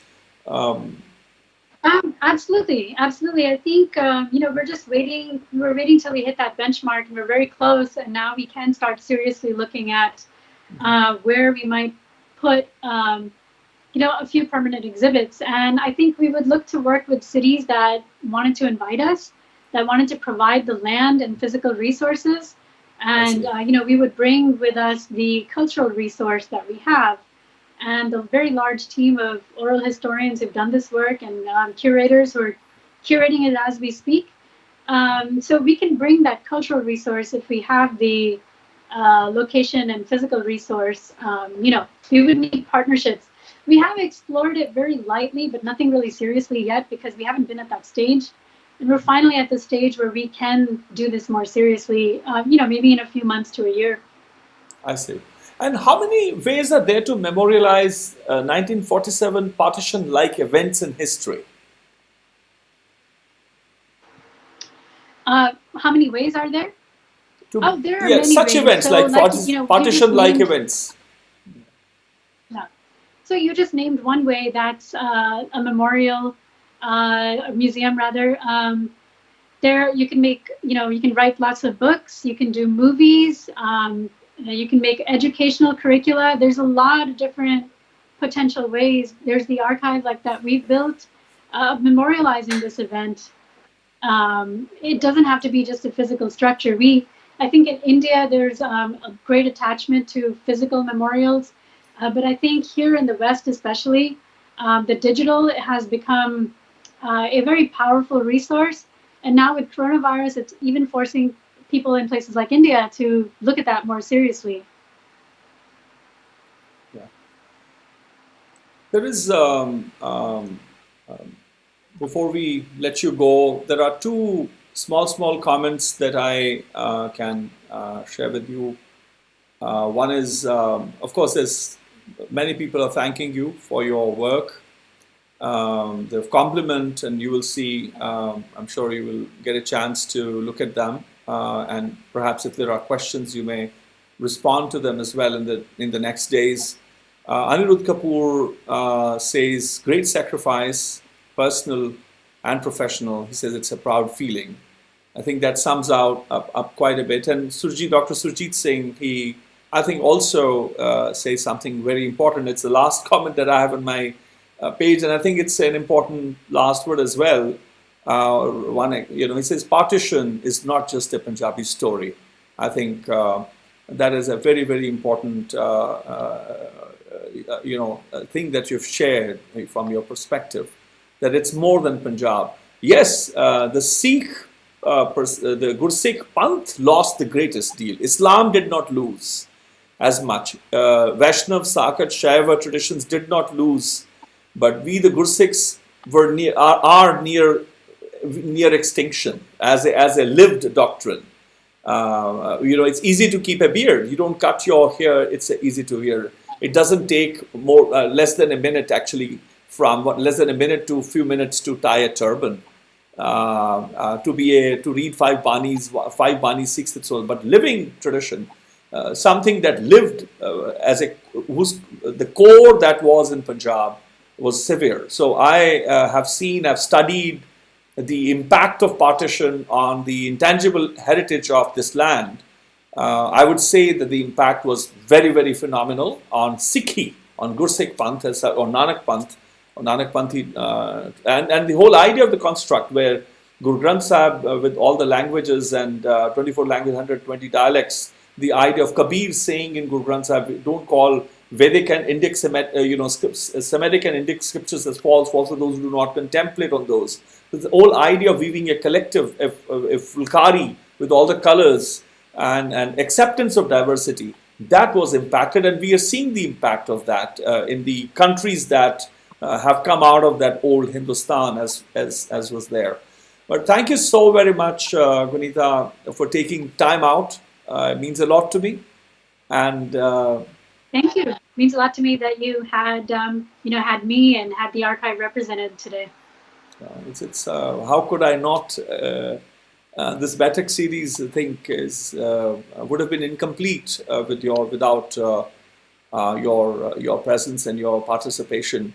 And my compliments from the board of the Anād Foundation, which is focused on the intangible wealth and heritage, that which can only be gathered, like your stories, from people until they live. So my compliments to you and gratitude also for the service and the seva that you've done. It's a thankless job, but it's a seva that needs to be needed to be done, and you were chosen. You were picked up by Mother Nature, and I'm grateful that you are there in the manner that you are there. My best wishes, and in any way that we are able to contribute to your work, good work, we're always there. Thank you so much. And thank you for contributing so many incredible stories from your end. My pleasure. How could I have not done that? I've appreciated your endeavor from the very beginning. And it has always meant a lot. Always meant a lot. Thank you. All right then. Sat Shri Akal. Khuda Hafiz and a good night. Yeah. Bye-bye. So friends, this was my conversation with Dr. Guneeta Singh Bhalla, the founder of the 1947 Partition Archive. You are welcome to write to her. You able to visit the 1947 Partition Archive Facebook page or their website. And if their work interests you, and I'm sure it does, do contribute in any way you can. If you have a story to tell, if you're an elder to share, do contribute, in whichever way you want. As you heard, that they are in a process of even the thinking. They're discussing an idea of, setting up an archive. If you would like to participate in that, I would welcome you to contact her by way of their social media, or if you need any help, I would be very glad to share her email ID as well. I would like to just share before I leave. Tomorrow is also a beautiful evening ahead of. It's already today. It's 2:41 a.m.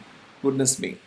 We have a beautiful storyteller, Riaz Ali Qadri, who's a Sufi and a Punjabi folk singer. He'll join us live from Kabul Sharif, Pakistan. And I discovered today, of all the things, that he remembers a Baramaha. I know I want you to, and I've read out the whole of Baramaha of Gurū Nānak Dēv in Tukhari to him, and he was fascinated. I've told him, I want you to sing this. He says, you teach me, or you share with me the Rag, and I will love to sing Gurū Nānak's Baramaha too. So let us, mark our calendars. I've already marked mine at 5 p.m. in Pakistan and 5:30 p.m. India time, Friday, June 5th, 2020. That is already today in India and Pakistan, and it'll be tomorrow for the people to the west of us. Thank you very much. दोस्तों, रियाज अली कादरी नाल कल मुलाकात होएगी 5 बजे शामी पाकिस्तान दे वेले, 5:30 वेले हिंदुस्तान दे वेले, तकरीबन 2 बजे होंगे इटली दे विच, ते 9 बजे होंगे या 8 बजे होंगे, 7-8 जो भी बजे होएगा अमरीका दे विच। ਉਹਦੇ ਮੁਤਾਬਕ ਤੁਸੀਂ ਸਾਰੇ ਆਪਣਾ ਸਮਾਂ ਮਾਰਕ ਕਰ ਲੈਣਾ। ਜਿਹੜੇ ਜੁੜ ਸਕਦੇ ਨੇ ਜੀ ਸਦਕੇ ਜੁੜਨਾ। ਬਹੁਤ ਹੀ ਆਲਾ ਗਾਉਂਦੇ ਨੇ। ਮੈਂ ਉਹਨਾਂ ਨੂੰ 2000 ਦੇ ਵਿੱਚ ਪਹਿਲੀ ਵਾਰ ਮਿਲਿਆ ਸਾਂ, ਤੇ ਬਾਕੀ ਗੱਲਾਂ ਕੱਲ ਕਰਾਂਗੇ ਤੁਹਾਡੇ ਨਾਲ। ਸਤਿ ਕਰਤਾਰ, ਖੁਦਾ ਹਾਫਿਜ਼, ਵਾਹਿਗੁਰੂ ਜੀ ਕਾ ਖਾਲਸਾ, ਵਾਹਿਗੁਰੂ ਜੀ ਕੀ ਫਤਿਹ, and a very good night to all of you. And those who sit up and about, have a wonderful rest of the day.